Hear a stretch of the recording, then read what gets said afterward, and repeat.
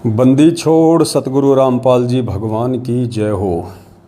परमपिता परमात्मा, सारी सृष्टि के रचनहार, कुल मालिक, असंख्य ब्रह्मांडों के स्वामी, जगत गुरु, तीनों लोकों में प्रवेश करके सबका भरण पोषण करने वाले अकाल मूरत सौद स्वरूपी राम संत शिरोमणि सतगुरु रामपाल जी परमेश्वर जी के चरण कमल में हम सभी देश विदेश में बैठे सत्सेवक भाई बहनों की तरफ से उनके पावन चरण कमलों में कोटि कोटि दंडवत प्रणाम। और लाइव वीडियो देख रहे आप सभी भाई बहनों को दास की तरफ से प्यार भरा सत्साही।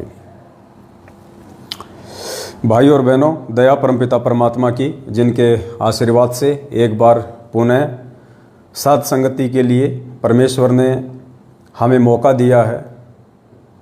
और फेसबुक पे हमारा जो पेज है पवन दास इज़ लाइव, जब आप फेसबुक पे सर्च करेंगे पवन दास इज़ लाइव तो दास का फेसबुक पेज आ जाएगा। सभी भाई बहनों से प्रार्थना है, सच्चाई जानने के लिए और सच्चाई के नज़दीक रहने के लिए आप जी पेज को फॉलो करें, बेल आइकन को दबा दें, ताकि जब भी दास लाइव आए तो सबसे पहला मेरा वीडियो आपके पास में पहुंच जाए।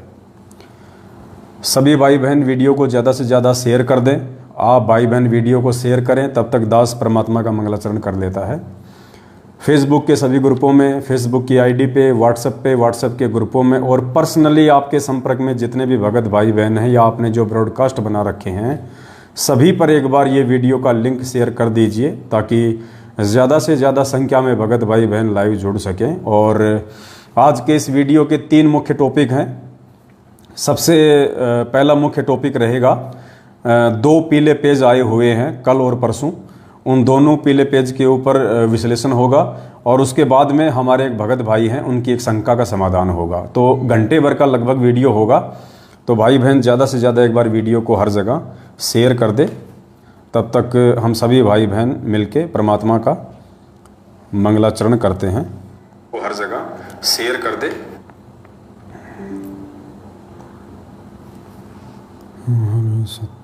दास भी एक बार अपने मोबाइल से हर जगह शेयर कर देता है। आप सभी भाई बहन भी जहाँ जहाँ संभव हो एक बार वीडियो को हर जगह शेयर कर दें,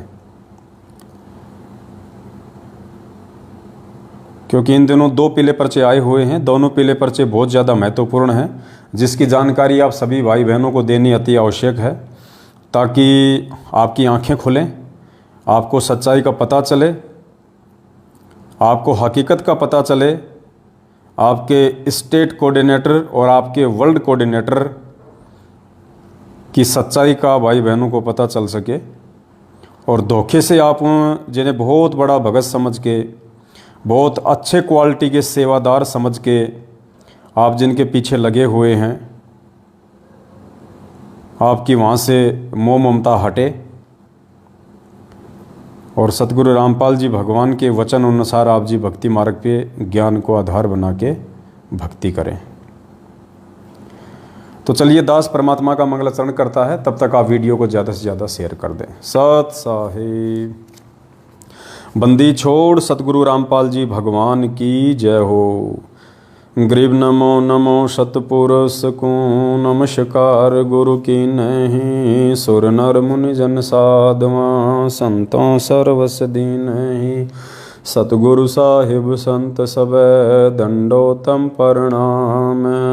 आगे पीछे मध्य हुए तिनको जा कुर्बान, नराकार निर्विषम काल जाल भय भंजनाम, निर्लेपम निज नीर गुणम अकल अनुप बेसुन धुनम, सोहम सुरति समापतम सकल समाना नीरतल, उजल हिरंबर हरदम बेपरवा ऐथा है, वार पार नहीं मध्य तम ग्रीव जो सुमर सिद्ध होई, गणनायक गलताना करो अनुग्रह सोही, पारस पद परवाना आदि गणेश मनाऊं, गणनायक देवन देवा चरण कमल लो लाऊं, आदि अंत करु सेवा,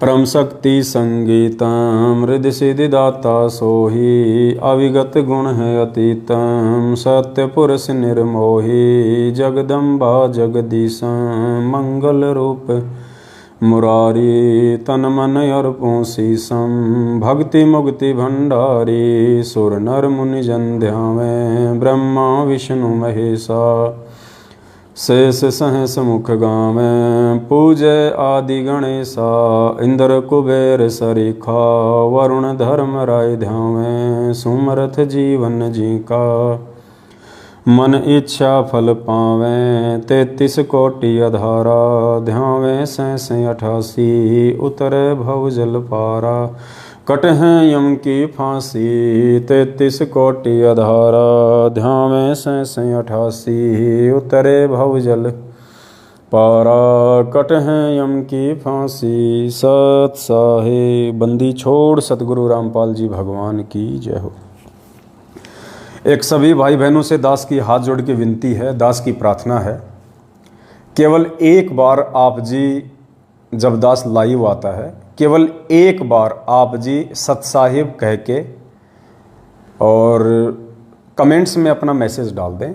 उसके बाद में आप बिल्कुल भी मैसेज ना डालें, बिल्कुल भी कोई इमोजी, कोई चित्र, कोई कार्टून, फालतू की बातें कुछ भी ना डालें आप। कमेंट्स को कोई नहीं पढ़ने वाला, कोई नहीं देखने वाला। कोई कुछ भी कमेंट्स कर रहा है नादानी में, हमें कोई उल्टा सीधा बोल रहा है, उनको बोलने दो, वो हमारे भाई बहन हैं, नादान हैं, अभी काल प्रेरित हैं। सिर्फ एक बार आप लोग सत साहिब कह दीजिए, उसके बाद में शांति से बैठ के आप जी लाइव वीडियो देखा करें। दूसरे भाई बहन भी डिस्टर्ब होते हैं बार बार ये मैसेज डालने से। आप केवल एक बार मैसेज डालें, फिर शांत होकर चुपचाप बैठ जाएं। जिस काम के लिए परमात्मा हमें निमित्त बनाते हैं उस काम पे हम ज़्यादा फोकस रखें। तो आज का लाइव वीडियो हम शुरू करते हैं। काफ़ी संख्या में भाई बहन जुड़ चुके हैं। तो सबसे पहले हम शुरू करते हैं एक पीले पेज से। वैसे तो 2 पीले पेज हैं और उसके बाद में एक जोधपुर से हमारे भगत भाई हैं, उनकी एक शंका है, उसके बाद हम उस शंका पे चलेंगे। तो सबसे पहले हम चलते हैं एक पीले पेज पे जो दिनांक 8 जुलाई 2022 को आया था। 8 जुलाई 2022 को ये पीला पेज 2 पृष्ठ का सतलोक आश्रम मैनेजमेंट हरियाणा के द्वारा ये पीला पेज निकाला गया है। दास आपको पढ़ के सुनाएगा, आप ध्यान से पढ़िएगा। बहुत ही मज़ेदार किस्सा है, सुन के आपको हंसी भी आएगी, आपको शर्मिंदगी भी होगी, आपको दुख भी होगा कि हम किन मूर्खों के बीच में फंसे पड़े हैं। 90% संगत चक्की के 2 पार्ट सतलोक आश्रम मैनेजमेंट हरियाणा और कोऑर्डिनेटरों के बीच में फंसी पड़ी है, यानी गुरुदेव के कलयुगी परिवार और मनमुखी रूप से ये कोऑर्डिनेटर लोग चक्की के 2 पार्ट हैं। बीच में बेचारे गेहूं रूपी भगत हैं जो पिसते जा रहे हैं। तो दिनांक 8 जुलाई 2022 को समय रात्रि को 10:10 पे, बताओ, मतलब रात को 10:15 बजे भी गुरुजी का आदेश आता है इनके पास में हिसार जेल से। 24 घंटे हिसार जेल खुली रहती है इन लोगों के लिए। देखो समय लिखा हुआ, देखो यहाँ साइड में, देखो यहाँ आप लोगों के, देखो समय ये बताओ 10:10 PM।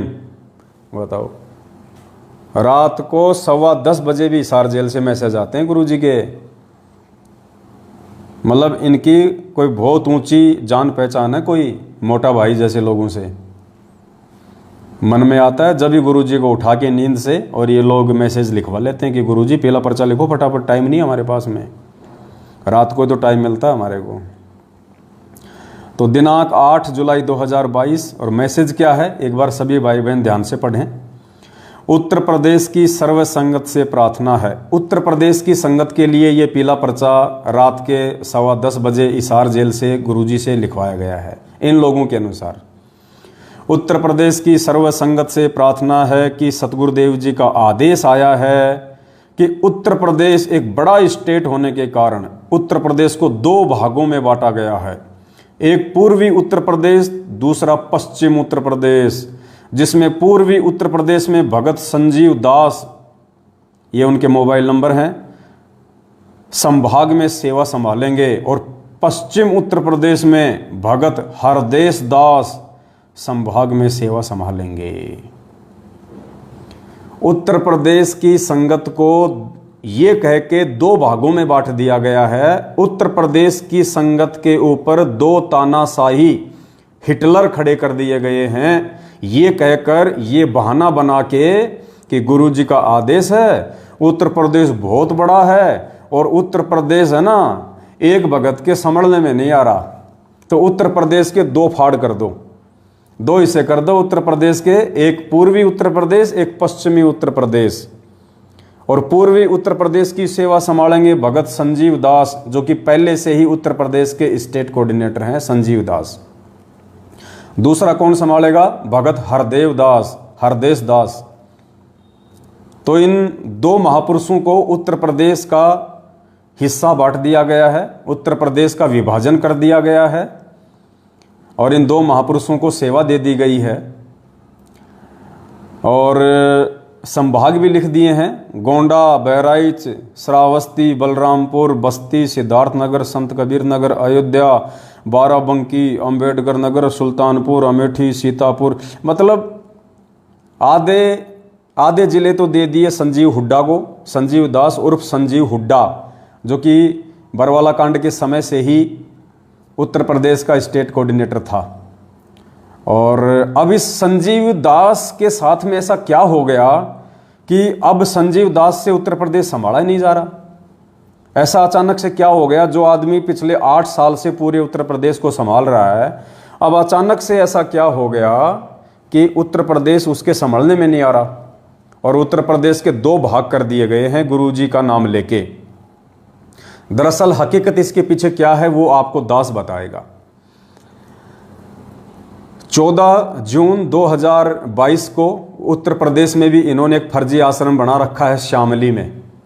तो उत्तर प्रदेश के शामली फर्जी आश्रम में कबीर प्रकट दिवस मनाया जा रहा था और आप सबको पता है पुण्यात्माओं, ये सब के सब लोग काल प्रेरित हैं, काल भगवान इनके सिर पे बैठे हैं और परमात्मा कहते हैं तत्व ज्ञान कोई ना कह रे झूमकरा, ये पैसे ऊपर नाच सुनो रे झूमकरा।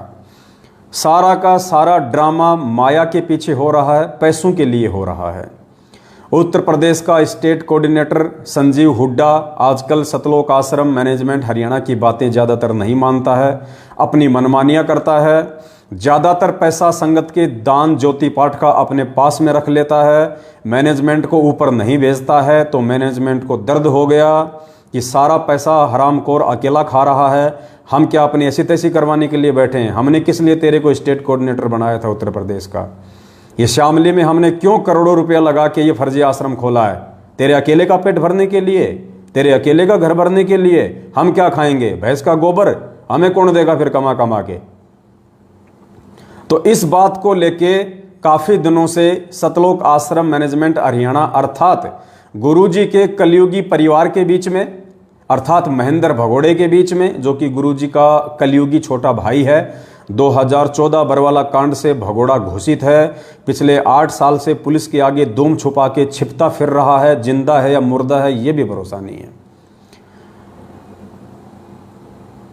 तो संजीव हुड्डा के नाक में नकेल डालते हुए कि बेटा अकेले तो नहीं खाने देंगे, मर जाएंगे लेकिन अकेला नहीं खाने देंगे, तो मैनेजमेंट ने अपना एक पालतू कुत्ता और खड़ा कर दिया, कोई हरदेश नाम का है, उसको खड़ा कर दिया संजीव हुड्डा के बराबर में।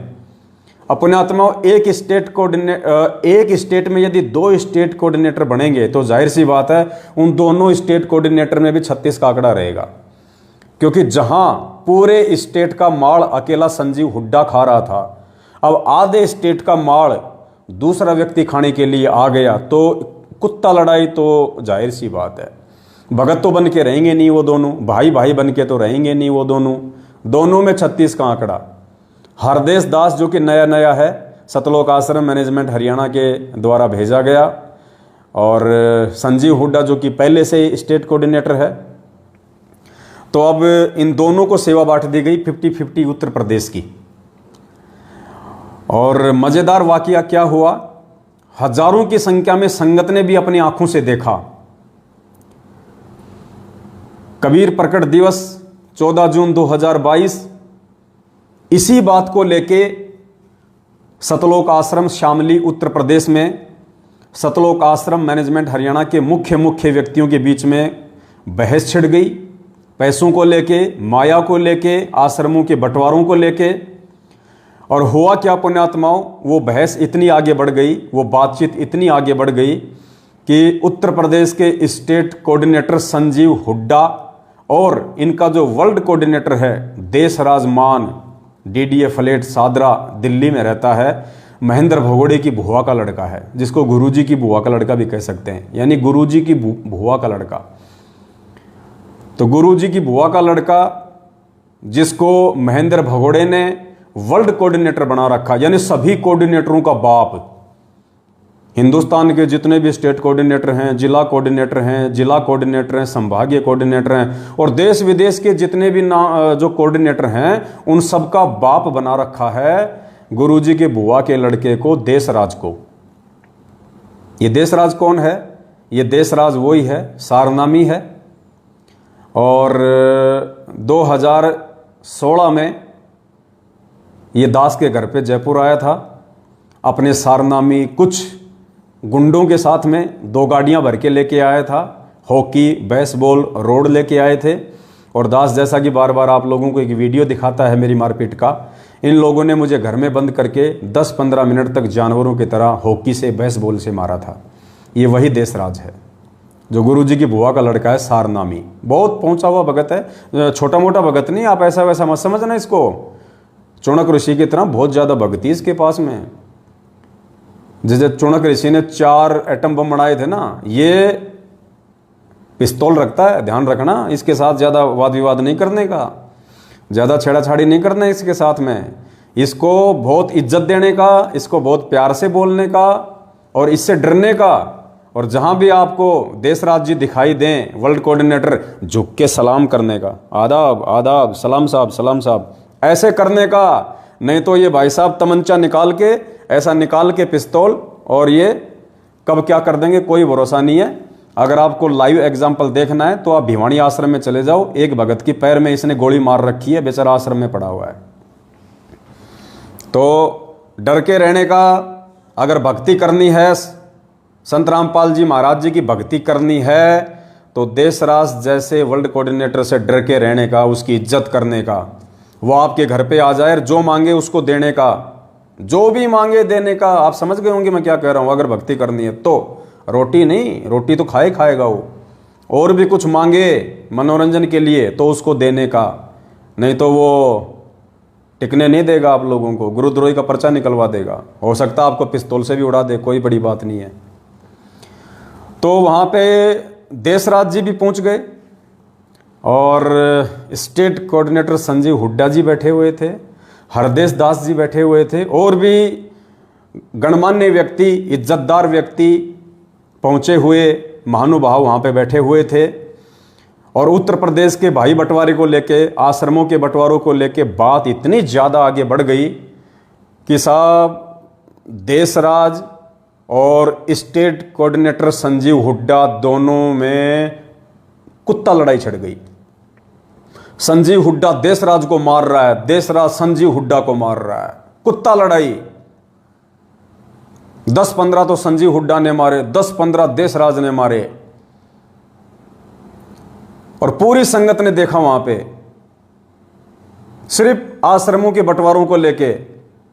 क्योंकि भाई साहब बिना गुरुजी की आज्ञा के, बिना गुरुजी के आदेश के अगर तुम आश्रम खोलोगे तो कुत्ता लड़ाई छिड़ेगी, बताओ। हजारों की संख्या में संगत ने वहां पे देखा। उसके चलते फिर ये पीला पर्चा निकाला गया है कि उत्तर प्रदेश की सर्व संगत से प्रार्थना है, सतगुरुदेव जी का आदेश आया है कि उत्तर प्रदेश एक बड़ा स्टेट होने के कारण उत्तर प्रदेश को 2 भागों में बांटा गया है। अब ये तो कह नहीं सकते, अब ये तो इन्होंने बहाना बना दिया कि बहुत बड़ा स्टेट है। अरे कितना बड़ा स्टेट है, जब हमारा भगवान 27 साल से पूरा विश्व संभाल रहा था। तुम्हारे से एक छोटा सा उत्तर प्रदेश नहीं संभाला जाता। क्या खाक भक्ति करोगे, क्या खाक सेवा करोगे तुम। अगर ये कहें कि आश्रम के बंटवारे को लेके वहाँ पे लड़ाई छिड़ गई थी, जिस कारण से हमने 2 स्टेट कोऑर्डिनेटर बनाने पड़े, तो इनकी बेइज्जती हो जाती है, संगत को सच्चाई समझ में आ जाती है। तो आपको पता ही है, अंत में इनके पास एक ही बहाना होता है, गुरु जी का आदेश। इनको पता है संगत मरेगी, लुटेगी, पिटेगी तो गुरु जी के आदेश के नाम पे पिटेगी। तो गुरु जी का आदेश बता दिया, ये पीला पर्चा निकाल दिया कि उत्तर प्रदेश एक बहुत बड़ा स्टेट होने के कारण उसको 2 भागों में बांटा जा रहा है। गुरु जी का आदेश है, पूर्वी उत्तर प्रदेश संजीव हुड्डा को दे दिया जाता है और पश्चिमी उत्तर प्रदेश हरदेश दास को दे दिया जाता है। तो ये आश्रमों के बंटवारों को लेके ये कुत्ता लड़ाई हमारे बड़े भाई साहब सतलोक आश्रम मैनेजमेंट हरियाणा वालों के बीच में छुड़ चुकी है।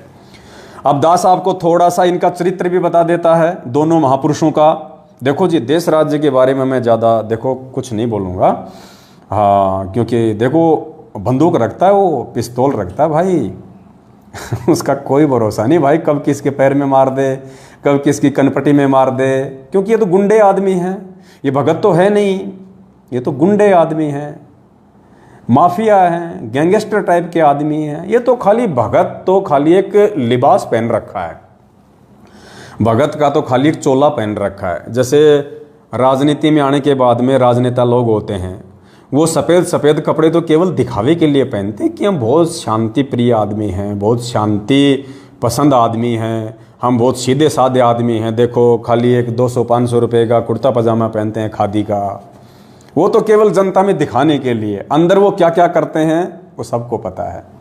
तो देश राज जी देखो भाई साहब बहुत पहुँचे हुए गुंडे हैं, मैं उनके बारे में ज़्यादा कुछ बोलूँगा नहीं।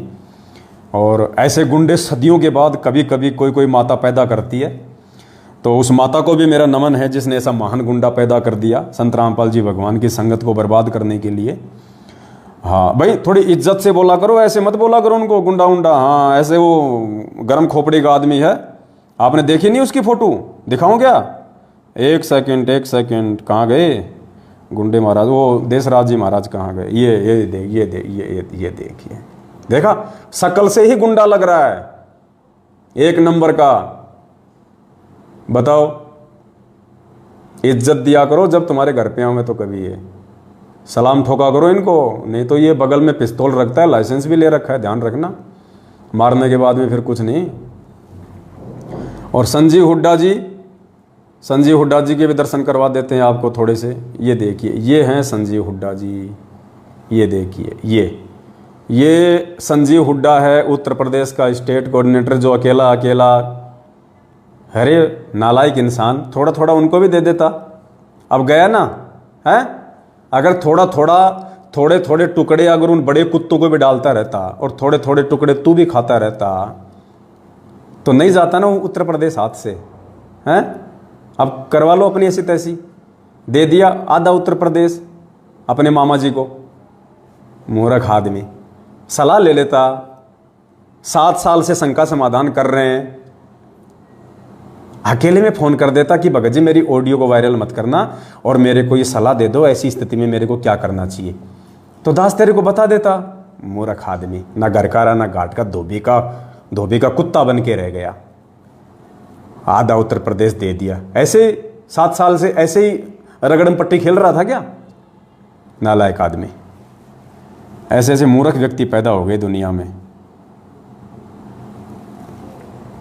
अब क्या बताएं। अब तो सबसे पहले दास आपको देशराज जी का थोड़ा सा चरित्र दिखा देता है कि ये कितने बड़े सारनामी हैं, कितने बड़े भगत हैं। ये धन्य है इसकी माता जिसने इतना बड़ा गाड़ीबाज पैदा किया और फिर इसको संत रामपाल जी की संगत से काल भगवान ने जोड़ दिया भगतों की ऐसी तैसी करने के लिए, जो आज कर भी रहा है सबका बाप बन के, स्टेट कोऑर्डिनेटर बन के। तो थोड़ी सी इसकी झलक दास आपको दिखा देता है देशराज जी की। जी लगा के बोला करो भाई इनको, ऐसे छोटा मोटा आदमी नहीं आजकल, ये बहुत बड़ा आदमी है।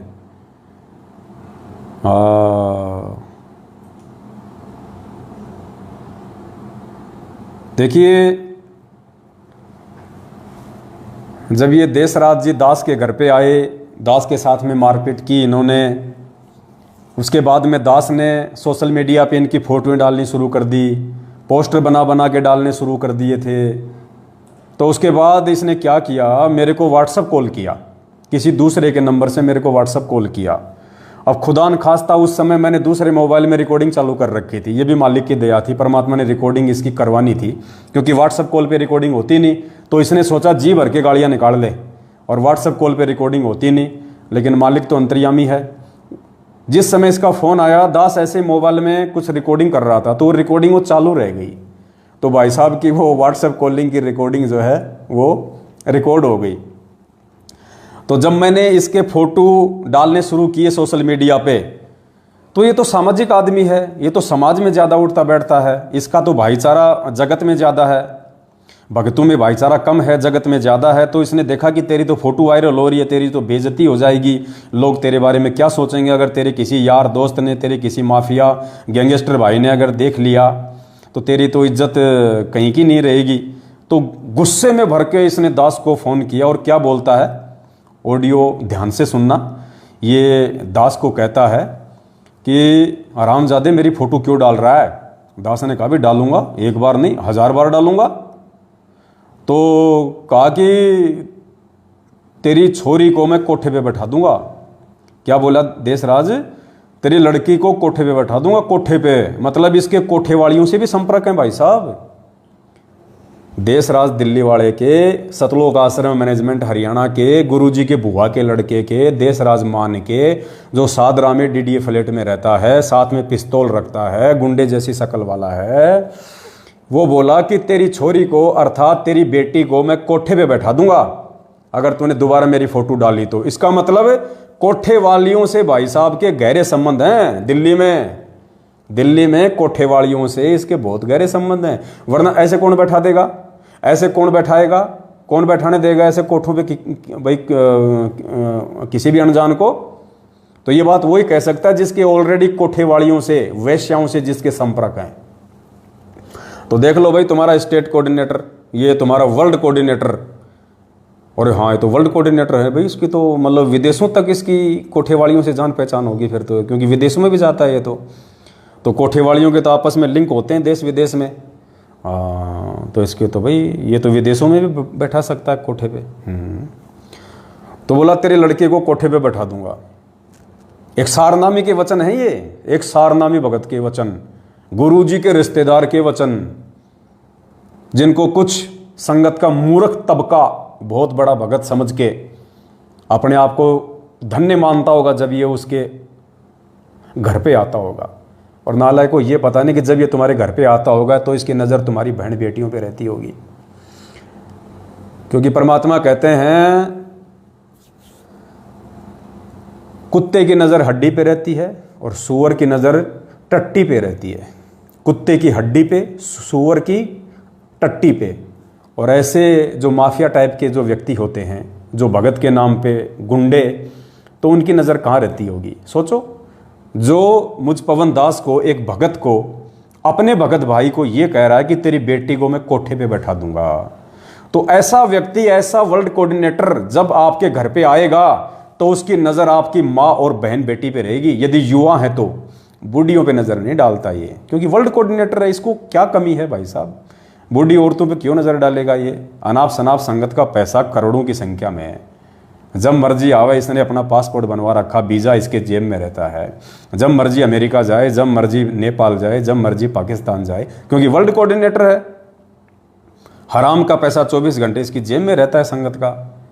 तो ये बड़ी बूढ़ियों पे क्यों नज़र डालेगा, ये तो जवान पे नज़र डालेगा। तो भाई साहब सोच समझ के अपने घर पे इसको बुलाओ, तो सोच समझ के बुलाना। वर्ल्ड कोऑर्डिनेटर, फिर तुम इसको रोक भी नहीं पाओगे, तुम इसको दबा भी नहीं पाओगे, तुम इसको रोक भी नहीं पाओगे, क्योंकि वर्ल्ड कोऑर्डिनेटर है।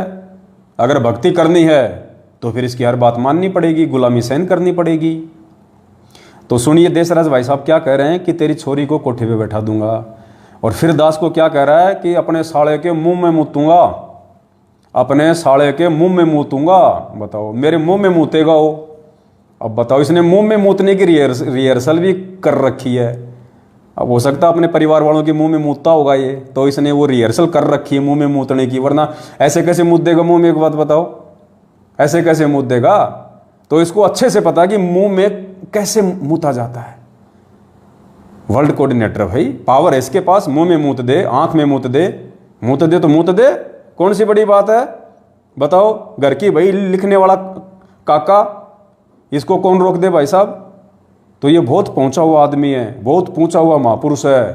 सतलोक आश्रम मैनेजमेंट हरियाणा का वर्ल्ड कोऑर्डिनेटर, महेंद्र भगोड़े की बुआ का लड़का, देशराज मान। फोटो एक बार फिर से दिखा देता हूँ भाई बहनों को, ध्यान रखना। ये ऐसा ऐरा गैरा आदमी नहीं है, कहीं तुम सोचो ऐसे ऐरा गैरा आदमी है, वर्ल्ड कोऑर्डिनेटर है। देखो ये देखो, शक्ल से देखो कितना बड़ा गुंडा लग रहा है। देखो मुंह देखो इसका, ऐसा लग रहा है जैसे इसने भी कई बार मुंह में मुतवाया हो। देखो हाँ, चलिए अब चलते हैं अपन भाई साहब के एक उस वीडियो के ऊपर जिसका दास ने अभी जिक्र किया था कि अपने साले के मुंह में मुतूंगा और तेरी छोरी को कोठे पे बैठा दूंगा। ठीक है भाई साहब, बैठा सकते हो तुम, काल का लोग है, तुम काल के एजेंट हो, तुम्हें कौन रोके। तो ध्यान से सुनो भाई बहनों। हेलो हेलो हेलो हेलो, हाँ लिया। हेलो हाँ जी, कौन बोल रहे हो? कौन बोल रहे हो? कौन बोल रहे हो? तेरा बाप बोल रहा हूँ। तेरे सारे तो छोड़ दिया था, कोई छोड़ने का तुझे ध्यान रखिए कब तेरे। मैं बोला रे भाई साहब कौन बोल रहे हो? बोले तेरा बाप बोल रहा हूँ। अरे मेरे बाप को तो मरे हुए 1.5 साल हो गई। तेरा बाप बोल रहा हूँ मेरे साले, अब का तो तने छोड़ दिया था, अब की बार नहीं छोड़ने का।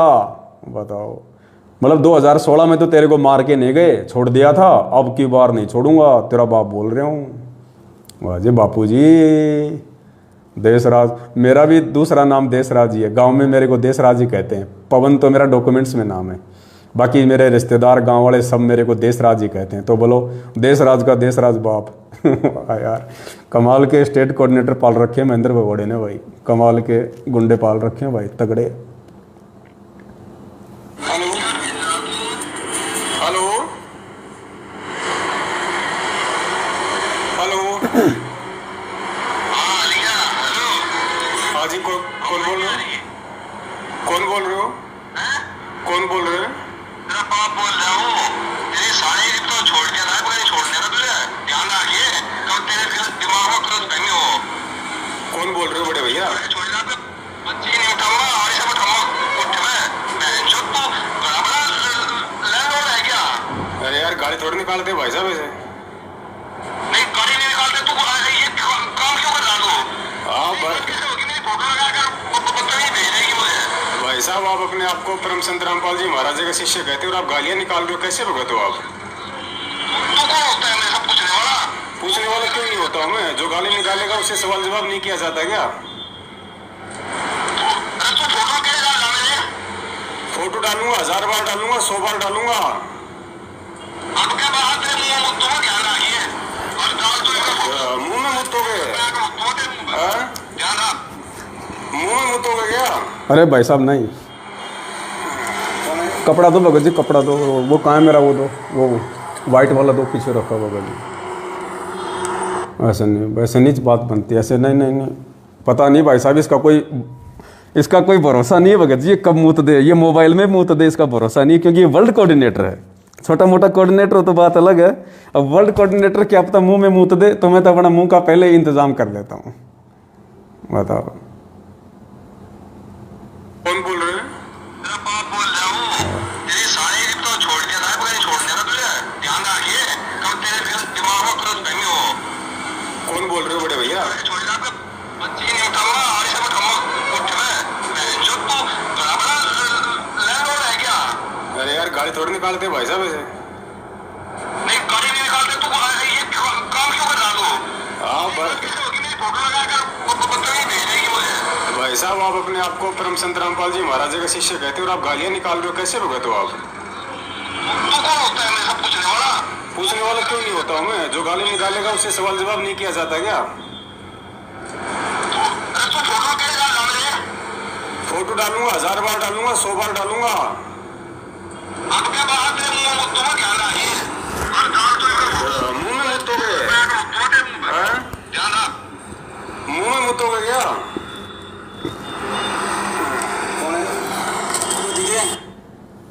तो भाई और बहनों,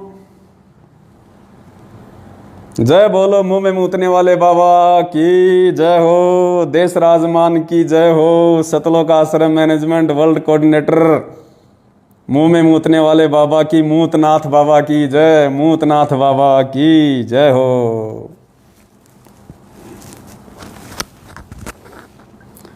सावधान, अगर किसी के पास ये ना हो तो बोतल रखा करो, और कभी मिल जाए ये मूतनाथ बाबा और मूतने की इच्छा हो जाए तो बोले बाबा बोतल में मूत दे, मेरे को तो माफ कर, बोतल में मूत दे, ज्यादा मूतने की इच्छा हो रही है तो थोड़ा सावधान रहना। ये सतलोक आश्रम मैनेजमेंट हरियाणा है, कोई छोटे मोटे, कोई गली के, कोई छोटे मोटे, कोई उठाई गिरे थोड़ी हैं, ये पहुंचे हुए गुंडे हैं, पहुंचे हुए गुंडे, इंटरनेशनल गुंडे, छोटे मोटे गुंडे नहीं है, इंटरनेशनल गुंडे हैं ये। तो एक तो ये शामली आश्रम में जो कुत्ते की तरह वहां पे मारपीट कर रहा था, लड़ाई लड़ रहा था, और दूसरा कौन, संजीव हुड्डा, उत्तर प्रदेश का स्टेट कोऑर्डिनेटर संजीव हुड्डा। अब संजीव हुड्डा की आपको ऑडियो सुनाते हैं। गालीबाज संजीव हुड्डा, पहले जो रामचंद्र जी थे कानपुर वाले, वो हमारे साथ में थे, बीच में अभी वो थोड़े से रास्ते से डगमग हो गए हैं, चलो कोई बात नहीं, जितने उनके संस्कार थे। तो उस समय रामचंद्र जी ने संजीव हुड्डा से बात करी थी, क्योंकि पहले ये जब हमने जो बरवाला कांड हुआ था ना 2014 में, तो ये क्या करते थे मैनेजमेंट वाले, 18 नवंबर के दिन हर साल ये काला दिवस मनाते थे।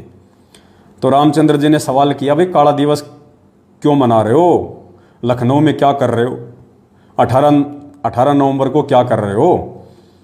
तो स्टेट कोऑर्डिनेटर भाई साहब क्या कह रहे हैं पता है, बातों बातों में रामचंद्र जी को कह रहे हैं कि रे रामचंद्र, रंडी के बीज, बताओ रंडी के बीज, बताओ। अब ये तो कोई रांडबाजी बोल सकता है ऐसी भाषा, तो रंडी का बीज तो कोई भगत तो बोलेगा नहीं, और वो भी स्वारनामी संजीव हुड्डा, स्वारनामी भगत, और उत्तर प्रदेश के सभी भगतों का मसीहा, स्टेट कोऑर्डिनेटर, और एक भगत को क्या कह रहा है, रंडी के बीज। तो भाई ये तो कोई रांडबाजी बोल सकता है, छोटे मोटे मेरे जैसे की तो औकात नहीं भाई मैं किसी को रंडी का बीज बोल दूं, क्योंकि मुझे तो पता है कि सामने वाला भगत मैं भगत है, उसकी माँ मेरी माँ। अगर मैं दूसरे भगत की माँ को, दूसरे भगत को गाली दूं कि रंडी के बीज, तो सोचो मैंने तो मेरी माँ को रंडी बोल दिया, मेरी माँ को। तो संजीव हुड्डा को यह पता नहीं कि तूने रामचंद्र जी को नहीं, तूने अपनी माँ को रंडी बोल दिया, अपनी माँ को। बताओ, आज इनका खून तो खोल रहा होगा तगड़ा कि बेटा अब की बार मिल गए तो सरी कलम करेंगे इसका तो। परमात्मा कहते हैं सिर पे साई सत्य है तो को क्या बहेरे, तुम्हारे जैसे रांडबाज। तो देखो भक्तों, जो नए भाई बहन है ना, उनको विचार करना चाहिए इन बातों पे। तुम किन लोगों को अपने घरों पे बुलाते हो, तुम किन 2 कौड़ी के टुच्चे,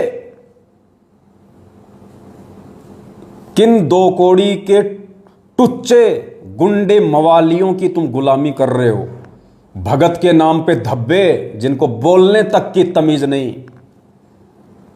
भगतों को कह रहे हैं रंडी के बीज, सुनाऊंगा भी। वो कह रहा है कि अपने साले के मुंह में मूतूंगा, तेरी छोरी को कोठे पे बैठा दूंगा, बहन की गाड़ी निकाल रहा है।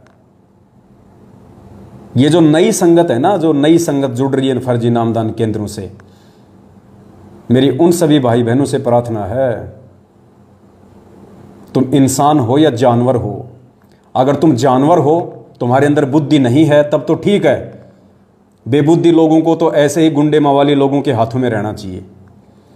अगर तुम इज्जतदार हो, तुम समझदार हो, अगर तुम इंसान हो और संत रामपाल जी के तत्वज्ञानी भगत हो, उसके बाद भी तुम ऐसे टुच्चे गुंडे मवाली 2 कौड़ी की औकात वाले भक्तों को रंडी के बीज बोलने वाले, मुंह में मूतने वाले मूतनाथों के पीछे तुम चल रहे हो, और अपना वर्ल्ड कोऑर्डिनेटर बना के, स्टेट कोऑर्डिनेटर बना के तुमने उनको अपने सिर पे बैठा रखा है ताज की तरह।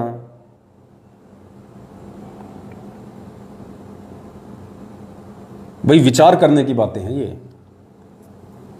तो संजीव हुड्डा की ऑडियो सुनो अब, और सुनना उसकी गाड़ी।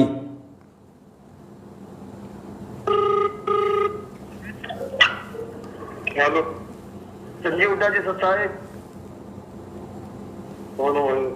कानपुर से रामचंद्र। हाँ सुना। 18 तारीख को लखनऊ में क्या कर रहे हैं भगत जी?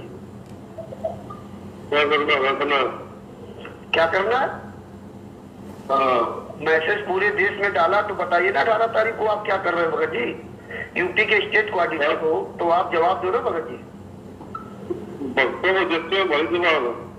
अरे भक्तों को देते रामचंद्र सुधर गया कुछ नहीं रखे।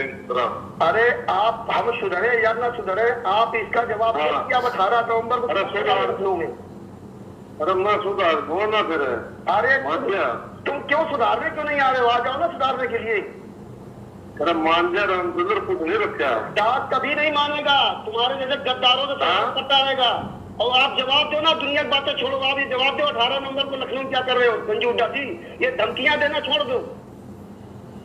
फालतू बकवास तो क्या कर रहे हो तुम लखनऊ में, ये पहले बताओ ना भगत जी। फालतू बकवास छोड़ो। मान जा रामजादे मान जा। अरे नहीं मानूंगा, तुम जैसे लोगों को नहीं मानूंगा।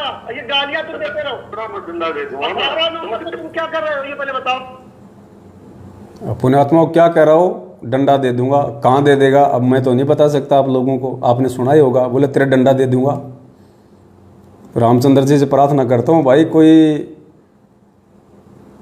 जैसे वाटर प्रूफ बोतल आती हैं ऐसे ही लठ प्रूफ चड्डी पहनना शुरू कर दे मेरे भाई।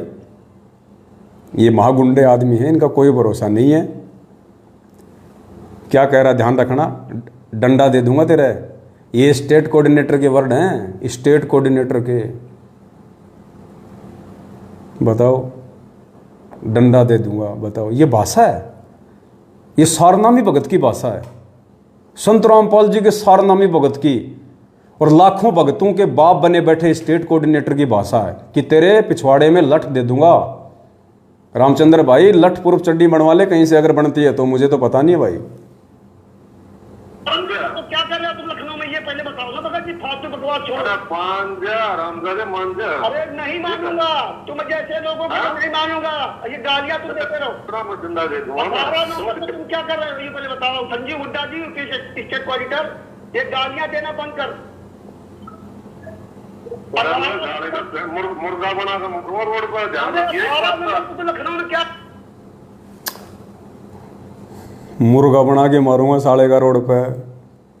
रामचंद्र ये तो मुर्गा भी बनाना जाना है भाई। रामचंद्र सुन रहा हो तो ध्यान रखिए, ये तो मुर्गा बना के मारना भी जाना है।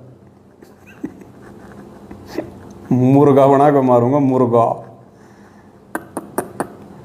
रामचंद्र कहाँ कहाँ सहन करेगा तू? लठ पूर्व चड्डी सिलवाएगा या मुर्गा बनेगा? हे परमात्मा दया करना भक्तों की।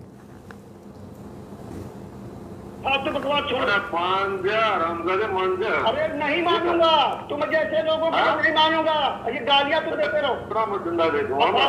तुम क्या कर रहे हो ये पहले बताओ। संजीव हुड्डा जी स्टेट कोऑर्डिनेटर, ये गालियां देना बंद कर। मुर्गा बना रोड पर ध्यान रखिए। लखनऊ में क्या कर रहा है? तुम क्या करोगे? तुम तो कानपुर नहीं दिखाने। तेरा मुर्गा बना कर मारूंगा, ध्यान रखिए इस बात का। अरे रामपाल जी महाराज के वास्तव शिष्ट हो, ध्यान रखिए। बहुत बकवास कर दी है संजीव हुड्डा जी। अगर साले का कान को मारूंगा, रामजादा बकवास करे। अगर संजीव हुड्डा जी रामपाल जी महाराज के वास्तव शिष्ट हो तो आप कानपुर आकर के मैंने रोकने की औलाद हो। आप रंडी के बीज। अरे रंडी के बीज। पहले तो मुझे ऐसा लगा जैसे एक पेड़ आता है अरंडी का, एक अरंडी का पेड़ आता है जिसके अंदर मूंगफली जैसे दाने आते हैं, जिसका तेल निकलता है। तो पहले तो मैंने सोचा कि इसने बोला अरंडी के बीज, तो मैंने कहा तो बहुत अच्छी बात है, बताओ रामचंद्र अरंडी का बीज है, फिर तो तेल तो लाने की जरूरत पड़ती ही नहीं होगी, खुद ही निकाल लेता होगा।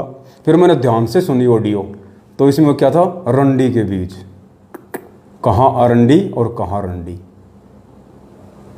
उत्तर प्रदेश के नए नए भक्तों, इसने रामचंद्र को रंडी की गाली नहीं दी। रामचंद्र भी एक भगत है, और तुम उत्तर प्रदेश के लाखों की संख्या में जुड़े हुए भी भगत हो। इसने अकेले रामचंद्र को रंडी का बीज नहीं कहा, इसने उत्तर प्रदेश की सारी संगत को रंडी का बीज कहा है। उत्तर प्रदेश की संगत की सभी माताओं को आपके स्टेट कोऑर्डिनेटर ने रंडी कहा है, रंडी। विचार करने की बातें हैं ये, विचार करने की बातें हैं। तो आप कानपुर आकर के मैंने रोकने की औलाद हो आप रंडी के बीज। अरे बहुत ही परमात्मा ने ज्ञान दिया ना, यही परमात्मा ने ज्ञान दिया है संजीव हुड्डा जी।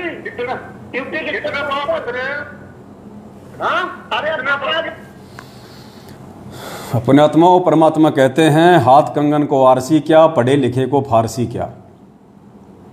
ये चरित्र है, चरित्र। आपके स्टेट कोऑर्डिनेटर का चरित्र, आपके वर्ल्ड कोऑर्डिनेटर का चरित्र, देश राजमान का चरित्र, संजीव हुड्डा का चरित्र। आप इनको भगत कहोगे, संत रामपाल जी का शिष्य कहोगे। संत रामपाल जी ऐसे हरामखोरों पे थूकते भी नहीं है, ऐसे हरामखोरों पे संत रामपाल जी थूकते भी नहीं है जिन पे तुम फिदा हुए हो।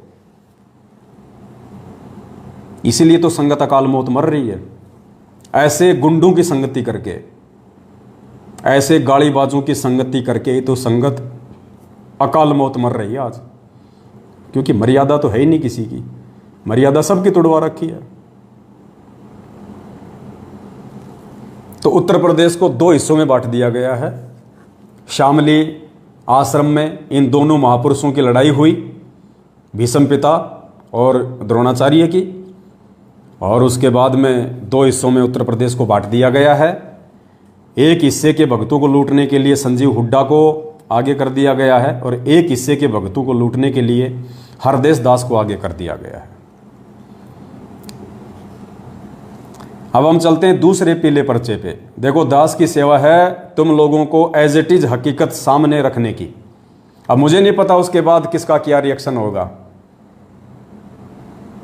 कौन इन वीडियो से शिक्षा लेगा, कौन शिक्षा नहीं लेगा, कोई क्या सोचेगा क्या नहीं सोचेगा, मुझे इन चीज़ों से कोई मतलब नहीं है। झूठ मैंने बोली नहीं,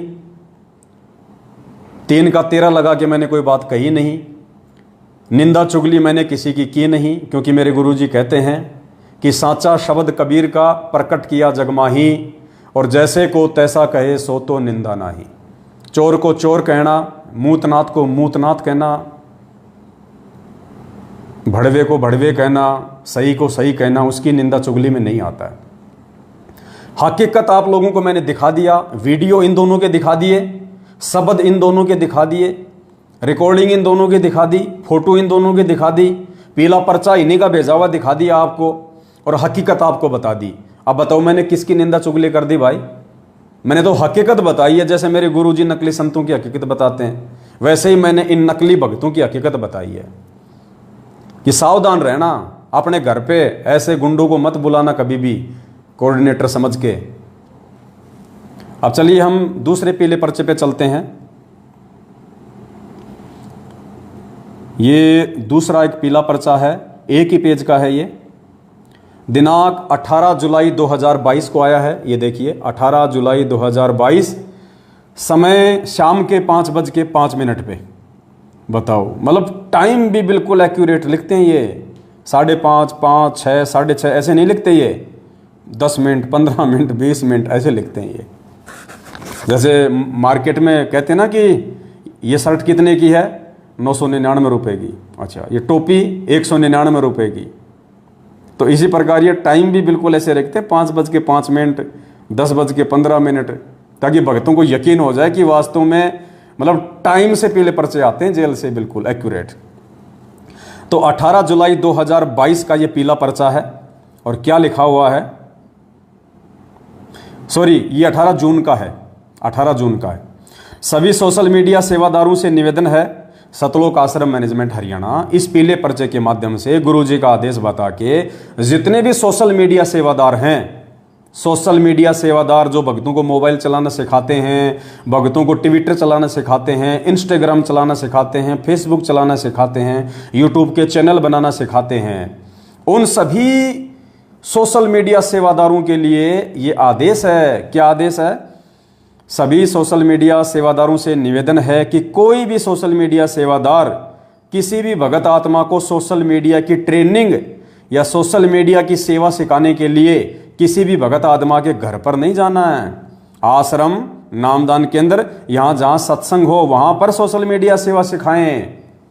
बताओ, पीला पर्चा आ गया। आज से पहले तो लोगों के घर घर जाके सोशल मीडिया सेवा सिखा रहे थे, माता बहनों को जा जाके सोशल मीडिया सेवा सिखा रहे थे, उनको ट्रेनिंग दे रहे थे सोशल मीडिया की कि माता बहनों को भक्तों के साथ में कैसे व्यवहार करना चाहिए, जब कोई भगत घर पे आ जाए तो उसको कैसे उसको खुश करना चाहिए, कैसे उसको प्रसन्न करना चाहिए। सोशल मीडिया सेवादार को जब घर पे आवे सिखाने के लिए, ट्रेनिंग देने के लिए।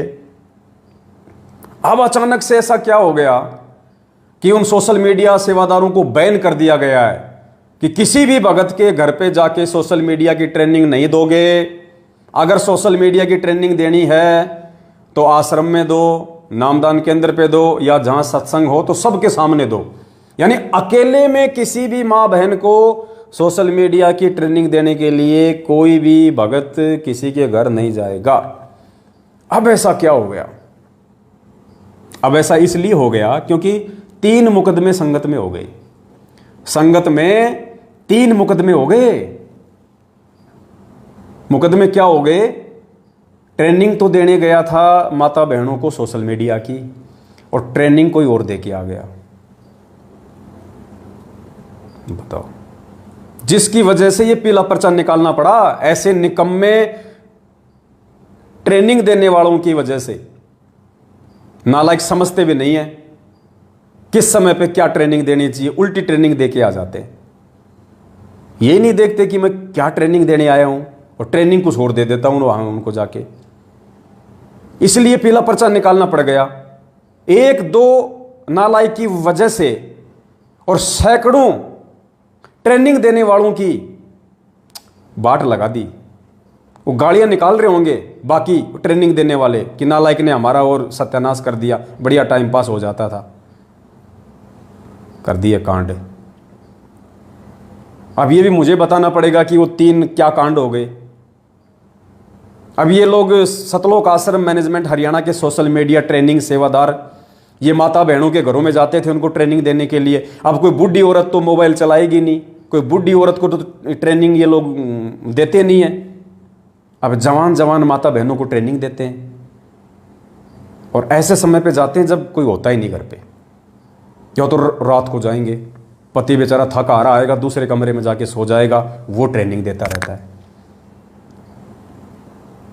या फिर ऐसे समय में जाएंगे जहां पे बिल्कुल, क्या बताऊं मैं,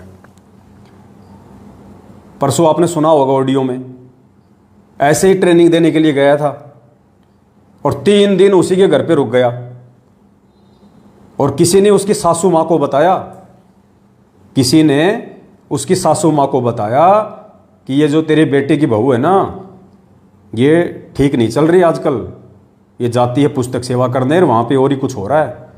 तो सासू को यकीन नहीं हुआ कि ऐसा थोड़ी होगा। सासू ने देखा कि मैं अपनी आंखों से पकड़ लूंगी तब मानूंगी। तो भाई साहब घर पे आए हुए थे ट्रेनिंग देने के लिए। अब सुबह सासू माँ ने देखा तो बताओ, दोनों ट्रेनिंग देने वाला ट्रेनिंग लेने वाली दोनों के दोनों एक ही बेड पे पड़े। बताओ, दोनों के दोनों ट्रेनिंग लेते लेते एक ही बेड पे पड़ गए। मतलब रात को लेट तक दे रहा था ट्रेनिंग, टाइम ज्यादा हो गया होगा ना। अब नींद तो आएगी भक्तों को, ऐसी बात थोड़ी कि भक्तों को नींद नहीं आएगी। अब रात के 3-3 बजे तक आप किसी बहन को ट्रेनिंग दोगे सोशल मीडिया की तो नींद तो आएगी। अब दोनों को नींद आ गई, एक ही बेड पे सो गए दोनों। सुबह सासू माँ ने देखा तो कुछ आपत्तिजनक स्थिति में पड़े हुए थे, वो हो गया होगा, पैर वार इधर उधर, कोई बड़ी बात थोड़ी है। अब भगत भाई थोड़ी अपनी भगत बहन के साथ में कोई ऐसा करेगा ट्रेनिंग देते समय, पड़ गया होगा पैर ओड़ा सोड़ा, कौन सी बड़ी बात है। तो सासू ने उस भगत को पकड़ा, खड़ा किया, कान पकड़ा, बोला भाई तूने ये क्या किया, कहाँ सो रहा तू, तेरे को पता नहीं ये सोने की जगह है? बोल मेरे को ध्यान नहीं रहा, लाइट चली गई थी, मेरे को ध्यान नहीं रहा। अच्छा, बहू को बोले नालायक तू बता। बोले जी मैंने सोचा आपका बेटा सो रहा है, मैंने सोचा आपका बेटा सो रहा है, मैं तो आपका बेटा समझ के सो गई। अब सासू माँ क्या करे बेचारी, बताओ। सासू माँ ने भी अपने दिल में सब्र कर लिया। सासू माँ को भी अमरीश पुरी की वो कोयला फिल्म याद आ गई, अमरीश पुरी की वो कोयला फिल्म याद आ गई कि छत पे सोया था बहनोई, मैं तने समझ के सो गई, मुझको राणा जी माफ करना, गलती मारे से हो गई। अब सासू ने देखा भाई चलो कोई नहीं भाई, गलती हो गई होगी बहू से, कौन सी बड़ी बात है। उसके बाद में ऐसी एक घटना मध्य प्रदेश में हो गई। सोशल मीडिया की ट्रेनिंग देने गया था भाई साहब, सूरत से आया था स्टेट कोऑर्डिनेटर का लड़का, बताओ, सूरत से आया कोऑर्डिनेटर का लड़का ट्रेनिंग देने के लिए। किसको? एक युवा बहन को, किसी भगत की भक्तमती को, और ट्रेनिंग देने लगा। अब बहन जी बोली भगत जी बहुत टाइम हो गया ट्रेनिंग लेते हुए, अब रहने दो। बोला नहीं नहीं थोड़ी सी और बच रही है। अच्छा अच्छा, थोड़ी सी भी दे दी। उसके बाद क्या हुआ, भगत जी इतने ट्रेनिंग में मस्त हो गए, अब उनके जो भगत थे, जो भक्तमती के, वो साइड में चले गए। अब वो बहन बेचारी नहा धो के बाथरूम से आई और नहा धो के अपने वो कपड़े चेंज करने लग गई दूसरे कमरे में। यानी वो जो रूम थे वो कुछ इस प्रकार के थे, उसी रूम से उस रूम का गेट था। तो वो बहन अपना साइड में जाके अपने वो कपड़े बदलने लग गई।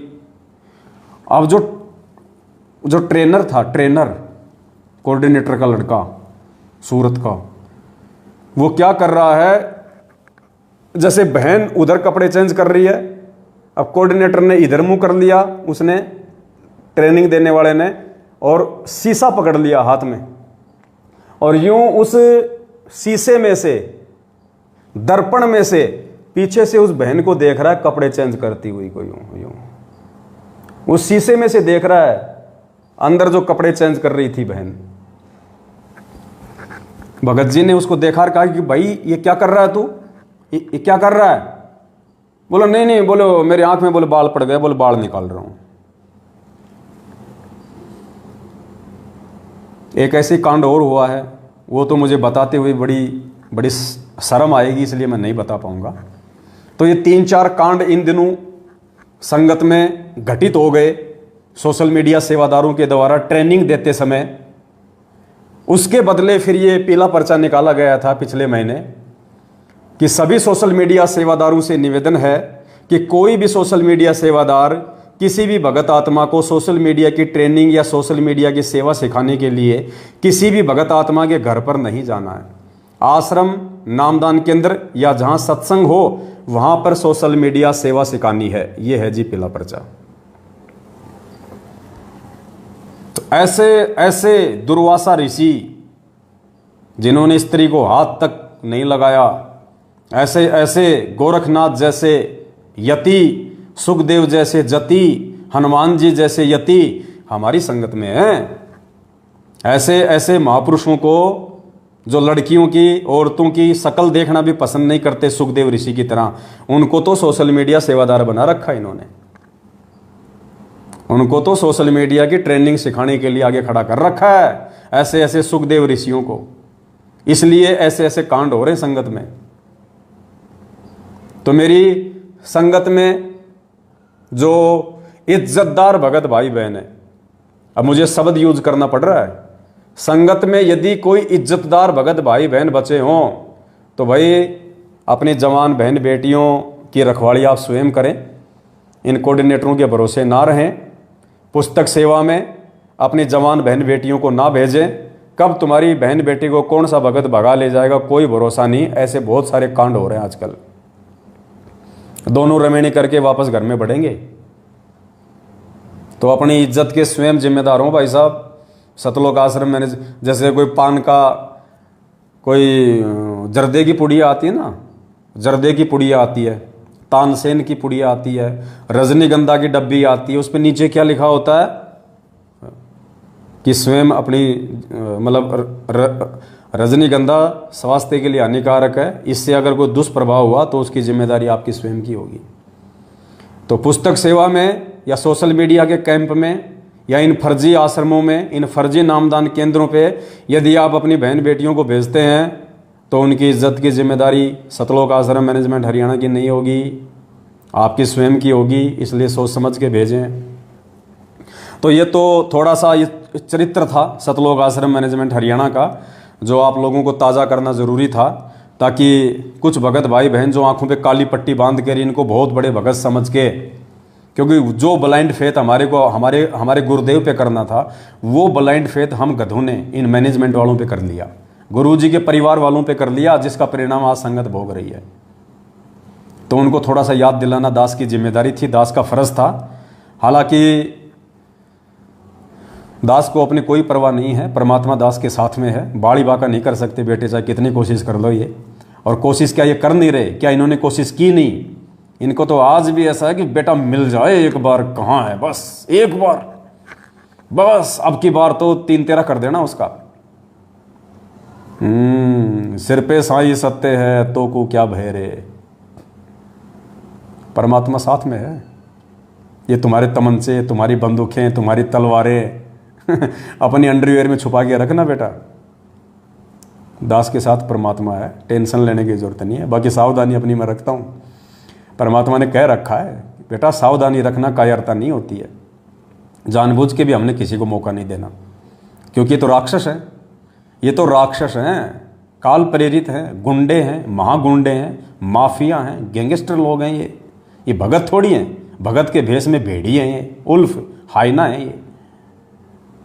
तो भाई हम तो इनसे बहुत पहले से सावधान होकर चल रहे हैं।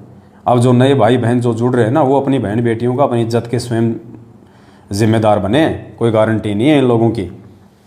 तो चलो, ये तो सतलोक आश्रम मैनेजमेंट हरियाणा से जुड़े हुए कुछ पहुँचे हुए सिद्धि युक्त महापुरुषों की जीवन कुंडली थी, जो आप लोगों के सामने रखनी भी जरूरी थी।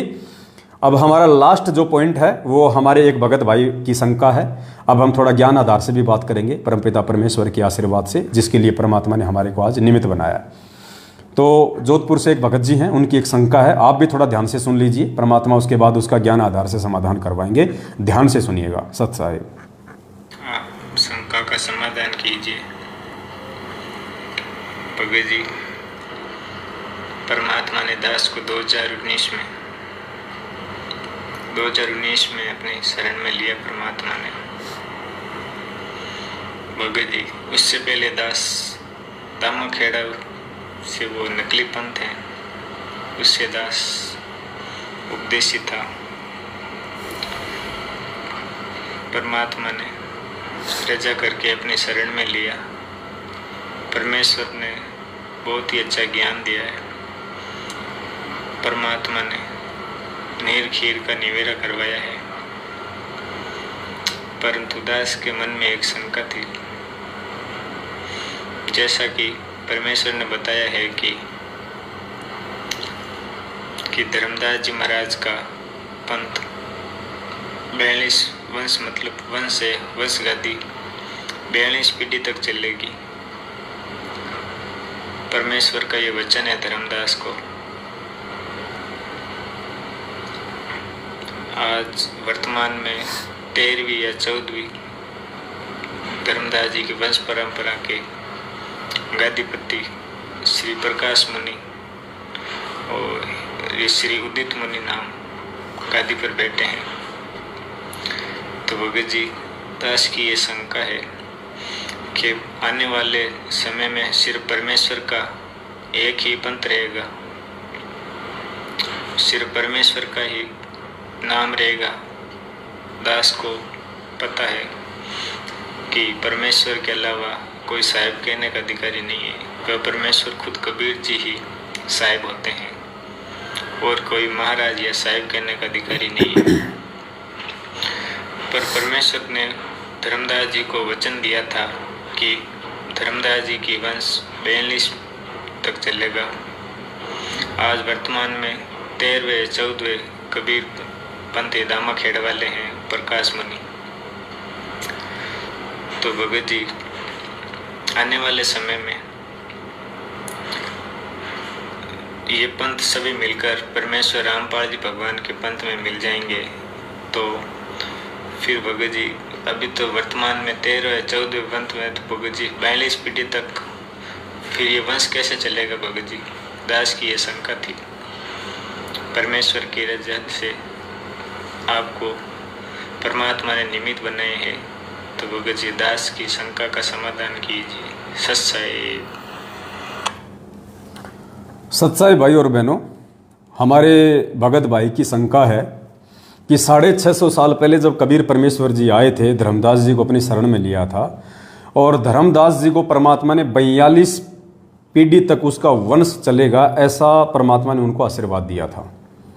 तो भगत जी की अब शंका ये है, भगत जी को टेंशन ये हो गई कि अगर परमात्मा ने धर्मदास जी को 42 पीढ़ी का आशीर्वाद दिया था तो वर्तमान में तो धर्मदास जी की 13वीं या 14वीं पीढ़ी चल रही है और जिस हिसाब से आज परमात्मा धरती पे आ चुके हैं संत रामपाल जी के रूप में, और आने वाले कुछ ही वर्षों में पूरी पृथ्वी पे परमेश्वर का साम्राज्य होगा, परमेश्वर का एक ज्ञान होगा, परमेश्वर का एक नाम होगा, एक ही पंथ होगा।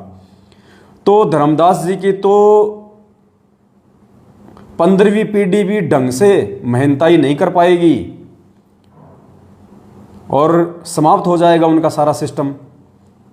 परमात्मा का ही राज चलेगा, परमात्मा का ही ज्ञान चलेगा। तो धर्मदास का जो पीढ़ी वालों का जो ज्ञान है, जो मेहनताई है, वो तो बंद हो जाएगी।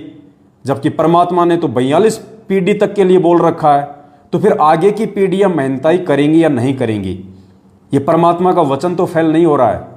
क्योंकि 42 पीढ़ी के लिए कहा था, जबकि अभी तो 13वीं या 14वीं पीढ़ी चल रही है और कुछ ही दिनों में संत रामपाल जी भगवान पूरे विश्व में छा जाएंगे।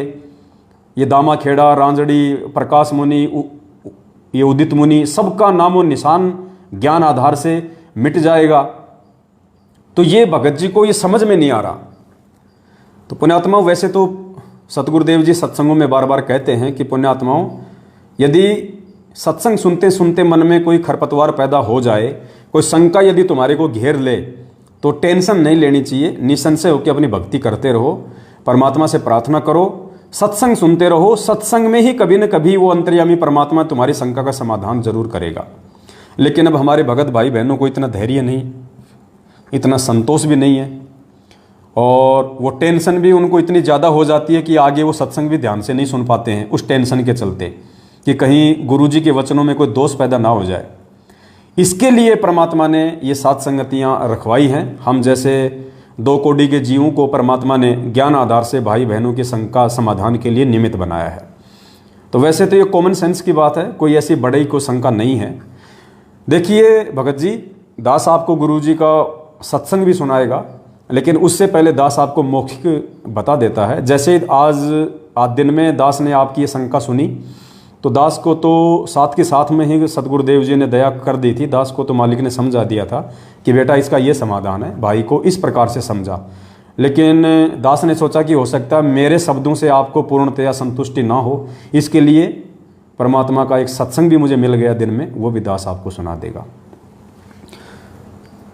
यदि आपने गुरुदेव के सत्संग सुने हो, धर्मदास को 42 पीढ़ी का आशीर्वाद देने वाला, तो गुरुदेव ने ये नहीं कहा किसी भी सत्संग में, गुरुजी ने किसी भी सत्संग में ये नहीं कहा कि उस कबीर परमेश्वर ने धर्मदास को 42 पीढ़ी तक महंताई का आशीर्वाद दिया था या 42 पीढ़ी तक गद्दी संभालने का आदेश दिया था या 42 पीढ़ी तक ये गुरुवाई करने का आदेश दिया था। नहीं, परमात्मा ने 42 पीढ़ी तक उनको गद्दी संभालने का, महंताई करने का या गुरुवाई करने का आदेश नहीं दिया, आशीर्वाद नहीं दिया। परमात्मा ने यह कहा था कि धर्मदास मेरे आशीर्वाद से, क्योंकि जब धर्मदास को परमात्मा ने दिखा दिया था कि ये नारायण दास कौन है, सतगुरु रामपाल जी भगवान ने, जो उस समय कबीर जी के रूप में थे, जो उस समय कबीर नाम से थे, उन्होंने धर्मदास जी को अपनी तरफ से दिव्य दृष्टि देके और ये दिखा दिया था कि ये जो नारायण दास है ये तेरा बेटा नहीं है, तेरे बेटे की शक्ल में ये काल का एजेंट है, मृत्यु अंध नाम का काल का दूत है, ये तेरी भक्ति बर्बाद करने के लिए आया है। क्योंकि परमात्मा कहते हैं कि जिस घर में परमात्मा की कोई अच्छी आत्मा होती है, काल उस घर में वो आत्मा भक्ति ना कर ले, अपना भी एक दो एजेंट वहां पे छोड़ देता है। तो जब धर्मदास जी को परमात्मा ने दिखाया कि ये तो काल का दूत है, उसके लंबे लंबे दांत, चौड़ा चौड़ा माथा और काला कलूटा चेहरा, तो धर्मदास की तो आंखें फटी की फटी रह गई। और फिर धर्मदास ने कहा, क्योंकि पुण्यात्मा उस समय ज्ञान तो था ही नहीं, मूल ज्ञान तो परमात्मा ने छुपा के रखना था। तो धर्मदास जी को फिर टेंशन हो गई कि परमात्मा फिर मेरा वंश कैसे चलेगा। गुरुजी ने कहा कि वो बढ़िया था, लालाजी था, कमजोर दिल का था। बोला भगवान अब ये काल का दूत पैदा हो गया तो मेरा वंश कैसे चलेगा। तो परमात्मा ने कहा कि तेरे घर में मैं एक अपनी अच्छी आत्मा भेजूंगा, उससे तेरा वंश जो है वो चलेगा, लेकिन वंश इसका भी चलेगा, लेकिन वो केवल 42 पीढ़ी तक रहेगा। मतलब सॉरी दास थोड़ा सा उल्टा बोल गया, दास माफी चाहता है। परमात्मा ने कहा था कि ऐसे काल के एजेंटों का वंश नहीं चलता है, ऐसे काल के दूतों का वंश धर्मदास नहीं चलता है। तो धर्मदास को टेंशन हो गई कि परमात्मा फिर मेरा वंश कैसे चलेगा। तो परमात्मा ने कहा कि मैं मेरी अच्छी आत्मा मैं तेरे घर में भेजूंगा। उस समय धर्मदास जी लगभग 80 साल की उम्र के हो रहे थे, तो टेंशन हो गई। तो बोला धर्मदास कोई टेंशन नहीं है, मेरे आशीर्वाद से तेरे घर में एक आत्मा आएगी। परमात्मा ने उसी समय उनको दिखा भी दिया था उनके आंगन में कि 9 महीने बाद में ये आत्मा तुम्हारे जो है वो घर में आएगी, और ये मुक्तामणि होगा, ये चूड़ामणि होगा। मुक्तामणि को हो चाहे चूड़ामणि को हो, थे खुद वो कबीर परमात्मा ही, लेकिन लीला करते हैं परमेश्वर। क्योंकि ये सत भक्ति मंत्र देने का अधिकारी पृथ्वी पर और कोई नहीं होता है उस कबीर परमेश्वर के अलावा। इसलिए मुक्तामणि कहो या चूड़ामणि कहो, उस रूप में स्वयं कबीर परमात्मा ही आए थे। तो कहा धर्मदास मेरी उस आत्मा के माध्यम से तेरी 42 पीढ़ी चलेंगी, यानी मैं तुझे 42 पीढ़ी तक के वंश का आशीर्वाद देता हूं। परमात्मा ने कहा था कि 42 पीढ़ी तक तेरा वंश चलेगा। ध्यान से सुनना भगत जी, परमात्मा ने यह कहा था कि 42 पीढ़ी तक धर्मदास मेरे आशीर्वाद से तेरा वंश चलेगा, वंश चलेगा। यह नहीं कहा कि 42 पीढ़ी तक तेरे वंश वाले गुरुवाई करेंगे, महंताई करेंगे, आश्रम खोल खोल के दुनिया को मूर्ख बनाएंगे। नहीं, गुरुवाई का आदेश नहीं दिया, महंताई का आदेश नहीं दिया परमात्मा ने 42 पीढ़ी का। परमात्मा ने यह कहा था कि 42 पीढ़ी तक तेरा वंश चलेगा, उसके बाद तेरा वंश समाप्त हो जाएगा धर्मदास। जैसे रावण का कुल वंश समाप्त हो गया था ना, ऐसे तो वंश तो धर्मदास का चलेगा 42 पीढ़ी तक। तो 42 पीढ़ी तक यानी जब तक इस पृथ्वी पे परमात्मा का ज्ञान रहेगा। मालिक ने क्या कहा कि हजारों साल ये परमात्मा का ज्ञान चलेगा। तो हजारों साल तक जब तक इस परमेश्वर का ज्ञान चलेगा इस कलयुग में, तब तक धर्मदास जी के जो वंशज है वो रहेंगे। उनको परमात्मा मौका देगा कि वो समझ के और इस सत भक्ति मार्ग में आ जाएं और अपना आत्म कल्याण करवा लें। क्योंकि मालिक ने आशीर्वाद दिया हुआ है कि तेरी 42 पीढ़ी पार करूंगा। तो 42 पीढ़ी का समय जब तक गुरु जी का ज्ञान पृथ्वी पे चलेगा। अब जैसे आप कह रहे हो कि धर्मदास जी की 13वीं या 14वीं पीढ़ी चल रही है और टाइम बीत गया कितना, 650 साल का। 650 साल से धर्मदास जी की 13वीं या 14वीं पीढ़ी चलती आ रही है। तो 650 साल तक 13वीं या 14वीं पीढ़ी और 42 वंश का दिया आशीर्वाद, तो 15 पीढ़ी मान लेते हम। 650 साल तक चली धर्मदास की 15 पीढ़ी, अब आगे और 15 पीढ़ी, फिर 15, फिर 15, तो हजारों साल तक जो परमात्मा का ज्ञान चलेगा तब तक धर्मदास जी का वंश चलेगा। यानी परमात्मा धर्मदास के वंशजों को अपने उस आशीर्वाद के अनुसार जो धर्मदास जी से जो वायदा किया था परमात्मा ने कि तेरी 42 पीढ़ी को पार करूंगा, अगर वो पीढ़ी वाले धर्मदास जी के वंशज अगर सतगुरु रामपाल जी भगवान के द्वारा दी गई भक्ति को स्वीकार कर लेंगे तो उनका उद्धार हो जाएगा। परमात्मा की नाम की जो कलम है उनके वो चढ़ जाएगी। तो परमात्मा ने धर्मदास जी को केवल 42 पीढ़ी तक उसके वंश के चलने का आशीर्वाद दिया था। ये नहीं कहा था कि 42 पीढ़ी तक तेरे वंश वाले महंता ही करेंगे, ये गुरुवाई करेंगे। गुरुवाई तो केवल बस ये लास्ट हो गई, समझ लो। ये जो उदित नारायण है या ये उदित मुनि है, कौन है, बस इसके बाद तो अब संत रामपाल जी भगवान ही आएंगे। अब तो इन्हीं का चलेगा सारा सब कुछ जो भी चलेगा। तो अब आप सतगुरुदेव जी के मुख कमल से भी 10 मिनट का सत्संग है, ध्यान से सभी भाई बहन सुनिए और इन चीज़ों को पुण्यात्माओं समझने का प्रयास करें। क्योंकि परमात्मा कहते हैं कि करम भरम भारी लगे संसा सूल बबूल, डाली पानो डोलते परसत ना ही मूल। अगर मन में कोई शंका रहेगी जरा सी भी तो हम भक्ति नहीं कर पाएंगे।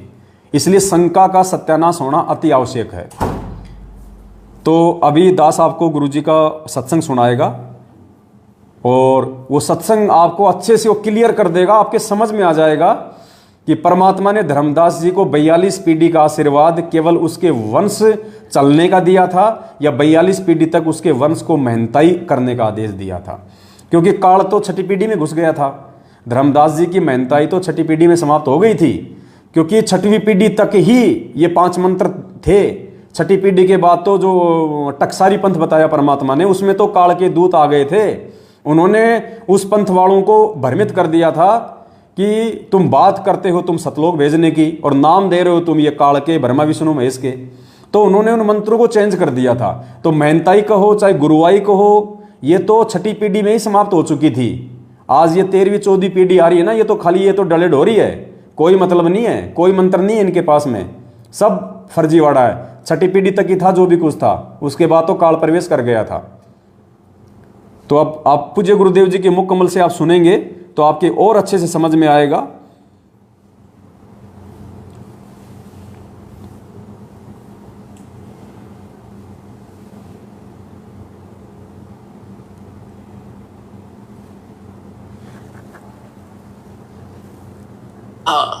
ये भाई अभी ये मूल मंत्र और मूल ज्ञान, ये सार नाम अपने परिवार को भी मत बताना। अब धर्मदास जी को चिंता बनी। धर्मदास जी ने कहा, चिंता बनी कि हे भगवान, मेरे को आपने 42 वंश का आशीर्वाद दे दिया। क्योंकि धर्मदास जी एक अच्छी आत्मा थे, लेकिन संसार के व्यवहार में वो घनाग्रस्त था। पहले उनको एक पुत्र था नारायण दास, और नारायण दास निकम्मा था, काल का दूत था। उसने परमात्मा के ज्ञान को ग्रहण नहीं किया, एक भी वचन सुना नहीं, उठकर चला जाता था। तो धर्मदास जी को ये चिंता बनी, परमात्मा ने बताया। धर्मदास जी ने कहा कि भगवान आप तो समर्थ हैं, मेरे पुत्र को शरण में ले लो, इकलौता पुत्र है, काल के हाथों चढ़ जाएगा, इसका जीवन नाश हो जाएगा। तो परमात्मा ने कहा, धर्मदास ये खुद ही काल का दूत है, तेरे घर पर भेज दिया। क्योंकि काल को पता था आप एक अच्छी आत्मा हो, और अच्छी आत्मा के घर पर एकादायु ऐसा व्यक्ति कोई कारण बनाकर काल भेज ही देता है। तो परमात्मा ने लास्ट में अपनी दिव्य दृष्टि देकर धर्मदास जी को उसके पुत्र नारायण दास की वास्तविकता दिखा दी। विकराल चेहरा, लंबे लंबे दांत, ओछा माथा। तो परमात्मा ने कहा कि ये दूत आया हुआ है, काल का स्पेशल भेजा हुआ है तेरी भक्ति नाश करने के लिए।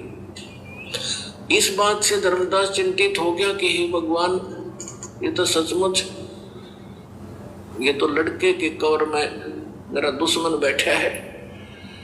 फिर उसको चिंता हुई कि हे भगवान, 82 साल की उम्र होगी और अब क्या होगा। अरे ये तो काल का वंश चल गया मेरे से और पाप का भागी हो गया मैं। तो परमात्मा ने कहा कि ऐसे व्यक्ति का वंश नहीं चला करता। तो परमात्मा बोले, जी इसका नहीं चलेगा तो मेरा भी वंश नाश हो गया। हे भगवान, अब क्या होगा, मेरा क्या होगा, मेरा वंश कैसे चलेगा। तो परमेश्वर ने कहा कि तू चिंता ना करे, तेरे को 42 पीढ़ी दे दी मैंने, तेरा 42 पीढ़ी तक वंश चलेगा। वंश चलेगा। तब धर्मदास जी कहने लगे इस काल का वंश चलेगा भगवान, इससे अच्छा तो ना चले। यो एक लोग परमात्मा बोले नहीं, मैं और तेरे को एक पुत्र दूंगा, उससे तेरे 42 पीढ़ी वंश चलेगा। ये अब इन्होंने गलत व्याख्या कर रखी है कबीर पंथी, जो दामा खेड़ा वालों ने एक भ्रमणा फैला रखी है कि जो दामा खेड़ा की गद्दी से नाम लेगा उसका ही मोक्ष होगा। कबीर साहब ने 42 पीढ़ी को आशीर्वाद दे रखा, 42 पीढ़ी को नाम देने का आशीर्वाद नहीं दे रखा। धर्मदास की चिंता मिटाने के लिए ये कहा था कि तेरे को 42 पीढ़ी का वंश दे दिया, तेरा वंश चलेगा और मोक्ष उसका होगा जो सत भक्ति करेगा, पूरे संत जो मेरे अधिकारी संत से लेगा। तो फिर उसको 10 महीने के बाद एक चूड़ामणि उर्फ मुक्तामणि नाम का एक पुत्र उसकी पत्नी से जन्म हुआ परमात्मा के आशीर्वाद से। उनसे फिर उनकी ये 42 वंश चले। फिर धर्मदास जी को चिंता हुई, परमात्मा ने कहा कि अपने वंशजों को भी ये मूल ज्ञान नहीं बताना, मूल मंत्र नहीं बताना, सार नाम नहीं देना। अब धर्मदास जी ने फिर कलेजा पकड़ लिया और बैठ गया चिंता करके। परमात्मा बोले क्या बात होगी भक्त?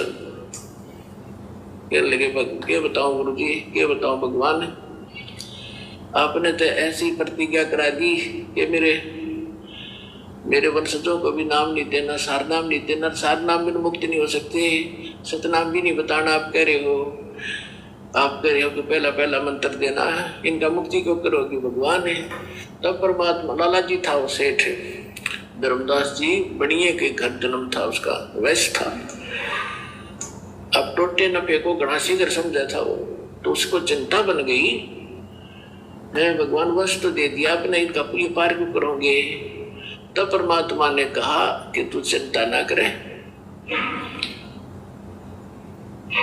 जब कलयुग के अंदर आगे चल के धर्मदास में एक भक्ति समय आएगा और उस समय सभी पार होंगे और मैं फिर आऊंगा और तेरे वंशजों को जो मंत्र दे दिया और ये मेरी वाणी पढ़ते रहेंगे ज्ञान यज्ञ, इससे भी मानव शरीर प्राप्त हो जाते हैं, लेकिन मोक्ष नहीं होगा। तो आप ये प्रथम मंत्र अपने वंशजों को, तेरे वंशजों को प्रथम मंत्र देंगे और ये वाणी मेरी वाणी का पाठ करते रहेंगे, इससे इनको मानव शरीर प्राप्त होते रहेंगे। तो धर्मदास जी ने कहा जी फिर मानव शरीर का क्या बनेगा? जब सार नाम नहीं मिला, सतनाम नहीं मिला, तो ज्ञान से परिचित हो चुका था वो। तब परमात्मा ने कहा कि आगे चल के जब ये भक्ति युग शुरू होगा तब मैं फिर आऊंगा। आज आ गए और फिर तो सारी सृष्टि को पार करूंगा, तेरे बच्चे भी पार होंगे, तेरे वंशज भी पार होंगे। अब क्या बता रहे परमात्मा कि धर्मदास एक बार मेरा और इस काल का यहाँ की अपने आत्माओं थोड़ा ध्यान से सुनना आगे का वीडियो। भाई की शंका का तो समाधान हो ही गया है। गुरुजी कह रहे हैं कि धर्मदास जी की 42 पीढ़ी को जो आशीर्वाद दिया था वो नाम देने के लिए नहीं दिया था, केवल वंश चलेगा, वो मरेंगे नहीं। 42 पीढ़ी तक तेरे पोता पोती पड़पोती दड़पोती सड़पोती नड़नोती वो होते रहेंगे। 42 पीढ़ी तक तेरा वंश चलेगा, उसके बाद तेरा वंश समाप्त हो जाएगा। तो 42 पीढ़ी तक उसके वंश के चलने का आशीर्वाद दिया था। ये नहीं कहा था कि 42 पीढ़ी तक लोग नाम देंगे, नाम वाले तो सब फैले हैं इनके। तो अब परमात्मा आगे क्या कह रहे हैं कि आगे चल के मैं खुद ही आऊँगा। देखो संकेत कर दिया ना गुरु जी ने। कई बार तो क्या कहते हैं गुरु जी कि इस दास को भेज दिया, वहाँ अपने आप को छुपाते हैं गुरु जी। और अब क्या कह रहे धर्मदास को कि मैं खुद ही आऊँगा, मैं खुद ही जाऊँगा। और अब जो प्रकरण आगे आप सुनोगे कान खोल के सुनना। गुरु जी कह रहे कि काल के सामने थोड़ा सा भेद रखना था। काल के सामने नहीं बताई जाती ये बातें कि मैं स्वयं जाऊँगा, इसलिए कहा था कि मेरा दास जाएगा, जबकि आना परमात्मा ने खुद ही है और खुद ही आ चुके हैं। आज किस ब्रह्मांड के मालिक ब्रह्म का एक संवाद हुआ था। इसने मुझसे प्रतिज्ञा करा ली थी कि 3 युगों में जीव थोड़े ले जाना और चौथे युग में आप इतने ही जीव मुक्त करा लेना। तो मैंने इसको तथा वस्तु कर दी थी, ठीक है, जो तू कह रहा है वो मुझे स्वीकार है। तो फिर क्या बताया परमात्मा ने कहा कि फिर मैंने उससे कहा था कि जब चौथा युग, जब कलयुग आई, तब हम अपना अंश पठाई। जब चौथा युग कलयुग शुरू हो, कलयुग आवेगा, उस कलयुग की जो बिजली पीढ़ी होगी, बिजली पीढ़ी का समय बताया है परमात्मा ने कि कब ये भक्ति स्टार्ट होगी, बिजली पीढ़ी कहाँ से स्टार्ट होगी। जब कलयुग बीते 5500 पाचा, तब ये वचन मेरा होगा साचा। तो कलयुग जो है 1900, जो 5505 कलयुग कब बीता है, सन 1997 से। और 1997 में इस दास को परमेश्वर कबीर जी प्राप्त मिले थे। उन्होंने कहा था कि अब ये सारनाम और सतनाम बेटा सार्वजनिक कर देना, मैं तेरे साथ रहूंगा। छुपा रहे हैं अपने आप को, हमारे साथ होगा, सबका कल्याण करेंगे।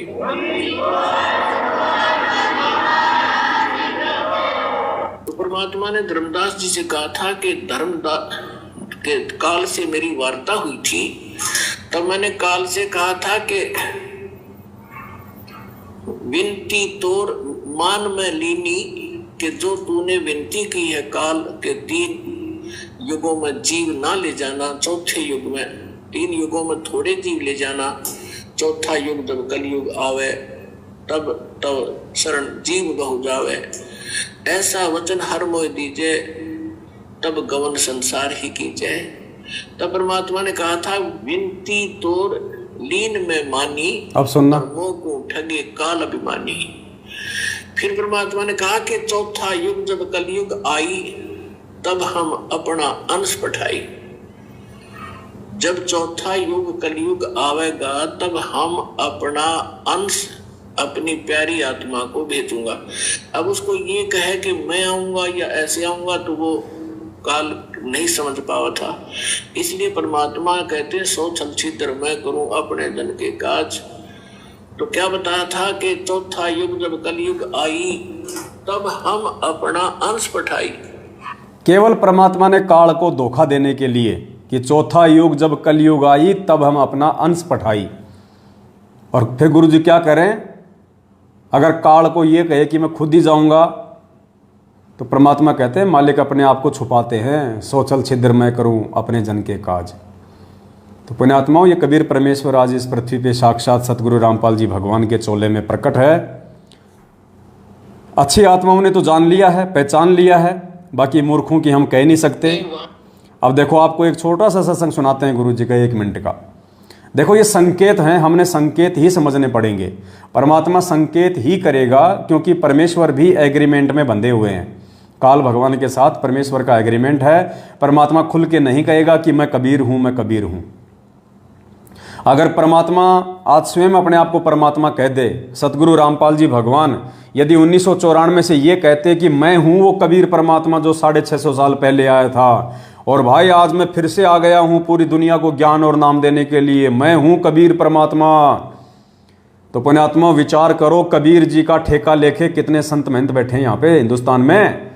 सैकड़ों की संख्या में लोगों ने कबीर आश्रम खोल रखे हैं। धर्मदास की जो गद्दी वाले, उन्होंने ठेका ले रखा है कि कबीर जी तो हमारे हैं, हम हैं उनके उत्तराधिकारी। अगर गुरु जी कह दें कि मैं कबीर हूं, तो पुण्यात्माओं गुरु जी के ऊपर सैकड़ों मुकदमे गुरु जी के ऊपर डाल दिए गए होते आज तक कि ये अपने आप को कबीर कहता है, ये कबीर कहता है। सैकड़ों मुकदमे। तो सोचो पुण्यात्माओं, परमात्मा उन सैकड़ों मुकदमों की तारीखें भुगतते या हमारे लिए आश्रम में बैठ के सत्संग करते। ये भी एक कारण है जिस कारण परमात्मा अपने आप को कबीर होते हुए भी छुपाता है, और फिर आप और हमारे जैसे भक्तों की सेवा लगा देता है परमात्मा ज्ञान आधार से, सत्संगों से निष्कर्ष निकाल के समझाने की कि असल में वो कबीर परमेश्वर कौन है। अब क्या कह रहे हैं परमात्मा, इस सत्संग को ध्यान से सुनो पुण्यात्माओं। एक बार आप ये सत्संग सुनिए, फिर दास आपको बताएगा। क्योंकि वहां देखो विकार सभी में है। 21 ब्रह्मांड में कोई भी प्राणी विकार रहित नहीं है, चाहे को कितनी बात बनावे। क्या कह रहे हैं गुरुजी? अगर आपने गौर से सुना हो तो गुरुजी क्या कह रहे हैं? 21 ब्रह्मांड में कोई भी ऐसा प्राणी नहीं है जो विकार रहित हो, यानी विकार सबके अंदर हैं। अगर हम गुरुजी को एक प्राणी मान के चलें, कबीर जी का भेजा हुआ दास मान के चलें, हम गुरुजी को मानुष मान के चलें, जैसा कि सतलोक आश्रम मैनेजमेंट हरियाणा मानता है, गुरुदेव का कलयुगी परिवार उनको मानुष मानता है, आम व्यक्ति मानता है, आम संत मानता है, उनको मां के गर्भ से जन्म लेके आया हुआ मानता है मैनेजमेंट, गुरुजी का परिवार। तो सत्संग में क्या कह रहे हैं गुरुजी कि पुण्यात्माओं, 21 ब्रह्मांड में कोई भी प्राणी, ये प्राणी शब्द ध्यान रखना, गुरुदेव कह रहे हैं कि 21 ब्रह्मांड में कोई भी प्राणी विकार रहित नहीं है, यानी सबके अंदर विकार है, जितने भी प्राणी 21 ब्रह्मांड में है।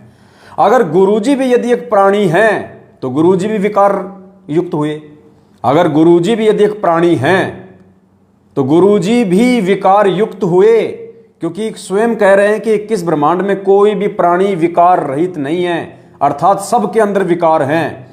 अगर गुरुजी को भी यदि हम एक प्राणी मान के चलें, मानुष मान के चलें, मां के गर्भ से जन्म लिया हुआ एक यदि प्राणी मान के चलें मैनेजमेंट की तरह, तो गुरुजी भी विकार युक्त हुए। अब बताइए, जो खुद विकार युक्त है वो दूसरे का कहां से मोक्ष करवा देगा? बता दीजिए। इसलिए ये परमेश्वर अपने आप को छुपाता है, अपने आप को हमारी श्रेणी में रख के कहता है, अपने आप को काल भगवान से छुपाते हुए और अपने आप को आप और हमारी श्रेणी में शामिल करते हुए, जीव संज्ञा में शामिल करते हुए, ताकि हम परमेश्वर की पहचान ज्ञान से करें, उनके उन शब्दों से पहचान ना करें जो गुरुजी कहते हैं कि हम तो 2 कोटि के जीव हैं, हम सब 650 साल पहले फैल हो गए थे, हम सारे के सारे परमात्मा के दोषी हैं। परमात्मा हमें समझाने के लिए हमारे जैसे बन के परमात्मा सत्संग करते हैं और हम उनको अपने जैसा ही समझ लेते हैं मूर्खता के चलते। तो इस सत्संग के अनुसार जिसमें परमेश्वर कह रहे हैं, जिसको आप ध्यान से सुनिए एक बार दोबारा, क्योंकि वहां देखो विकार सभी में है। 21 ब्रह्मांड में कोई भी प्राणी विकार रहित नहीं है, चाहे को कितनी बात बढ़ावे। गुरुजी भी अगर एक प्राणी हैं तो गुरुजी भी विकार युक्त हो गए। अब बताओ, जो स्वयं विकार युक्त है वो हमारे विकारों को कहां से छुड़वा देगा? वो हमें सतलोक कहां से पहुंचा देगा? हमें पार कहां से करवा देगा? इसलिए पुण्यात्माओं, ये परमात्मा है, ये सारी सृष्टि का रचनहार है, ये बंदी छोड़ कबीर परमेश्वर हैं, ये जगत गुरु हैं, जगत के दाता हैं, ये जगदीश हैं, तीनों लोकों में प्रवेश करके सबका भरण पोषण करने वाले ये पूर्ण परमात्मा है, कबीर देव हैं। और इस बात को केवल वही आत्मा जान पाएंगी, पहचान पाएंगी जो इस परमेश्वर के वर्तमान में असली मोक्ष के अधिकारी होंगे, बाकी नहीं जान पाएंगे। परमात्मा भीड़ के लिए नहीं आता, परमात्मा यहाँ पे कबाड़ को इकट्ठा करने नहीं आता। परमात्मा कहते हैं, गोता मारूं स्वर्ग में, जा बैठूं पाताल, गरीबदास ढूंढता फिरूं अपने हीरे मोती लाल। तो पुण्यात्माओं, ये जो समय है वर्तमान में जो परमात्मा ने आप और हमें दिया है, बहुत अनमोल समय है। इस समय का कोई वार एंड पार नहीं है। और जो व्यक्ति इस समय को चूक गया, इस समय को चूकने का मतलब अपने गुरुजी को मानुष मान के, जो अपने गुरुजी को अपने जैसा मानुष मान के, जो गरीबदास जी भी कहते हैं कि गुरु को मानुष जो गिने और चरणामृत को पान, ते नर नरक में जाएंगे, जन्म जन्म बने समान। कुत्ते बनेंगे वो कुत्ते बनेंगे जो अपने गुरुजी को मानुष मानते हैं अपने जैसा, और उनके चरणों का चरणामृत भी पीते हैं। कहते हैं ऐसे भगत नाम लेने के बाद भी वो कुत्ते बनेंगे। गुरु को मानुष जो गिने और करे चरणा अमृत को पान, ते नर नरक में जाएंगे, युग युग बने समान। ये उन भक्तों के लिए कह रहे हैं गरीबदास जी महाराज कि उस तत्वदर्शी संत की शरण में आने के बाद, उस परमेश्वर की शरण में आने के बाद भी जो उनको अपने जैसा एक मानुष मानेगा, उनका जन्मदिन मनाएगा और भगवान किसी और को मानेगा और उनका चरणामृत भी पिएगा। कहते हैं ऐसे भगत नाम दीक्षा लेने के बाद भी, भक्ति करने के बाद भी वो नरक में जाएंगे और वो जन्म जन्म कुत्ते बनेंगे। तो पुण्यात्माओं, ये 90% जो संगत है वर्तमान में, देखो आगे अगर वो सुधर जाए तो बहुत अच्छी बात है, भविष्य का मुझे नहीं पता, लेकिन वर्तमान जो स्थिति है, सतलोक आश्रम मैनेजमेंट हरियाणा के पीछे जितने भी लोग लगे हुए हैं वो सब के सब लोग गुरुजी को मानुस मानते हैं। क्योंकि उन जिन जिन लोगों ने 14 जून 2022 को कागज की फोटो का प्रकट दिवस मनाया है, उस दाढ़ी मूंछ वाली नकली फोटो को कबीर भगवान मान के जिन जिन लोगों ने उसका प्रकट दिवस मनाया है, वो सारे के सारे लोग अपने गुरुजी को मानुस मान रहे हैं। वर्तमान समय तक तो वो सभी लोग नरक की तैयारी कर रहे हैं और मरने के बाद में वो कुत्ते की योनि ग्रहण करने की वो तैयारी कर रहे हैं। ये परमात्मा की वाणी कह रही है, मैं नहीं कह रहा। यदि वो अपने गुरुजी को मानुस ना मानते, अपने गुरुजी को ही परमात्मा मानते, तो पुण्यात्माओं परमात्मा तो जेल में बैठे हैं। फिर इन फर्जी आश्रमों में किसका प्रकट दिवस मनाने गए थे भाई साहब? किसका? वो देशराज जैसे मूतनाथ लोगों के पीछे लग के किसका प्रकट दिवस मनाने गए थे? संजीव हुड्डा स्टेट कोऑर्डिनेटर उत्तर प्रदेश, भक्तों को रंडी के बीज की गालियां देने वाले लोगों के पीछे चल के शामली आश्रम में, धुरी आश्रम में, मुंडका आश्रम में, सिंहपुरा आश्रम में, भिवानी आश्रम में, जींद आश्रम में, बैतूल आश्रम में, इंदौर आश्रम में, सोजत आश्रम में, जितने भी ये पत्थर के खंडर खड़े कर रखे हैं फर्जी आश्रम, कौन से बाप का प्रकट दिवस मनाने गए थे? तुम्हारे भी 2-2 बाप हैं क्या? अरे भक्तों, 2-2 बाप बना लिए तुमने हैं? 8 सितंबर को तो सतगुरु रामपाल जी को बाप बना लेते हो, जून के महीने में उस कागज की फोटो को अपना बाप बना लेते हो। बताओ ये व्यभिचारणी भक्ति क्यों कर रहे हो भाई?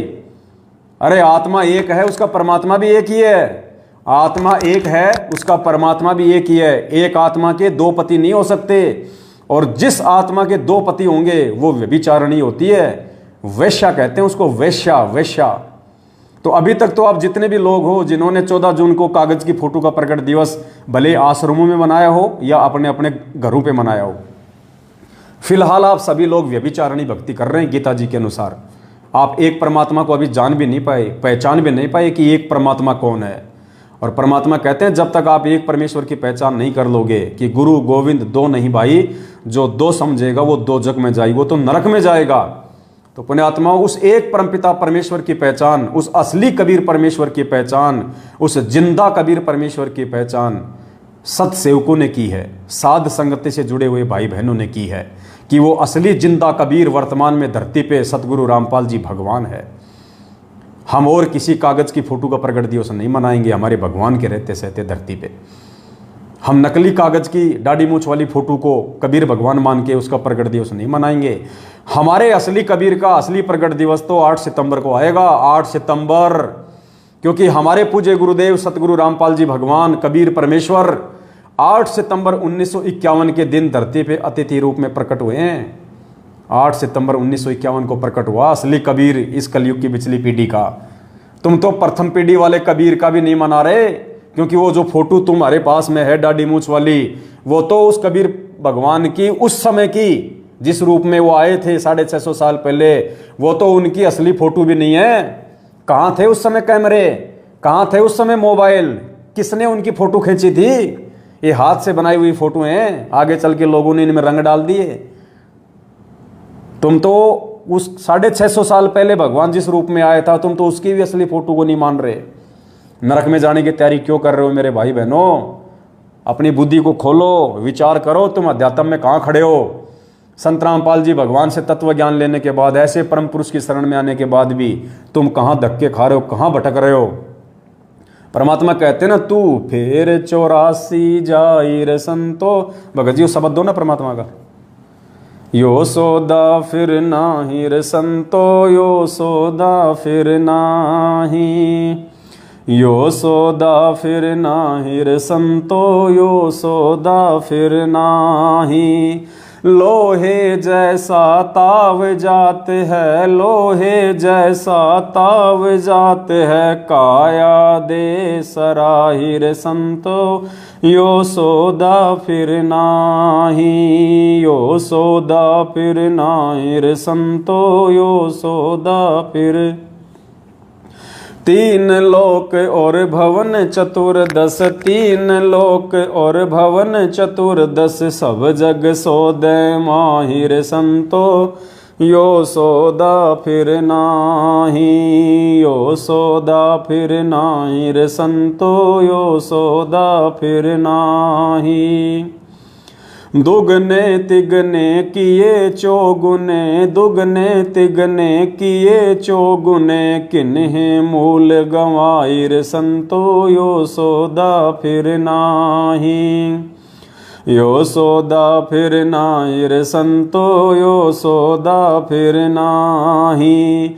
यो दम टूटे पिंडा फूटे, यो दम टूटे पिंडा फूटे, वो लेखा दरगाह माई रे संतो, यो सौदा फिर नाही। यो सौदा फिर नाही रे संतो, यो सौदा फिर नाही। उस दरगाह में मार पड़ेगी, उस दरगाह में मार पड़ेगी, जम पकड़ेंगे बाहिर संतो, यो सौदा फिर नाही। यो सौदा फिर नाही रे संतो, यो सौदा फिर नाही। जा दिन की मोहे डर नी लागे, जा दिन की मोहे डर नी लागे, लज्जा रे अकनाई रे संतो, यो सौदा फिर नाही। यो सौदा फिर नाही रे संतो, यो सौदा फिर नाही। अब क्या कह रहे हैं परमात्मा, ध्यान से सुनिए।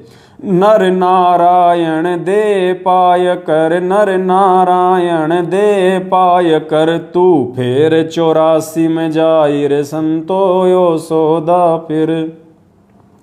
तू फिर 84 में जाई रे संतो, यो सौदा फिर नाही। परमात्मा कहते नर नारायण दे पाय कर, तू फिर 84 में जाई। तो पुण्यात्माओं, ये नर नारायण दे प्राप्त करके और सतगुरु रामपाल जी भगवान उस नारायण की शरण प्राप्त करके और इतना ज्ञान लेके उस एक परमात्मा की पहचान ना करके और असली जिंदा कबीर सतगुरु रामपाल जी भगवान के प्रकट होते सहते और अपनी मूर्खता के चलते, अपनी ना समझी, अपनी अज्ञानता के चलते उस कागज की फोटो को, डाडी मूछ वाली फोटो को कबीर परमात्मा मान के तुम उसको भगवान मान रहे हो, उसको भोग लगा रहे हो, तुम उसका प्रकट दिवस मना रहे हो। कहते हैं तू फिर 84 में जाई रे संतो, यो सौदा फिर नहीं। तो पुण्यात्मा उदास की प्रार्थना है सभी भाई बहनों से, बाद में रोगे लेकिन ये समय वापस मुड़ के नहीं आएगा, ये समय वापस मुड़ के नहीं आएगा। ये सात संगति की वीडियो परमात्मा आने वाली आत्माओं के लिए बनवा रहे हैं, जो हजारों साल ये मार्ग चलेगा परमात्मा का। जब तक गुरुदेव के सत्संग चलेंगे, जब तक ये साइंस चलेगी, ये यूट्यूब चलेगा, तब तक ये सात संगति के वीडियो चलेंगे, ये शंका समाधान के वीडियो चलेंगे। क्योंकि माँ के पेट से जन्म लेते ही आदमी इस ज्ञान को नहीं समझ लेगा। जैसे हम लोगों ने धीरे धीरे समझा, ऐसे ही बाकी के लोग धीरे धीरे समझेंगे। तो ये वीडियो परमेश्वर के सत्संगों के पीछे पीछे चलेंगे शंका समाधान के लिए।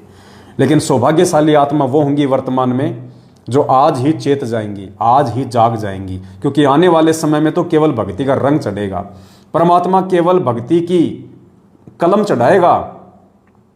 पार होने का जो मौका है, मोक्ष प्राप्त करने का जो मौका है, सतलोक में जाने का जो मौका है, सदा सदा के लिए 184 से पीछा छुड़ाने का जो मौका है, वो केवल तब तक है जब तक सतगुरु रामपाल जी भगवान के चरण कमल संत रूप में, गुरु रूप में इस पृथ्वी पे हैं।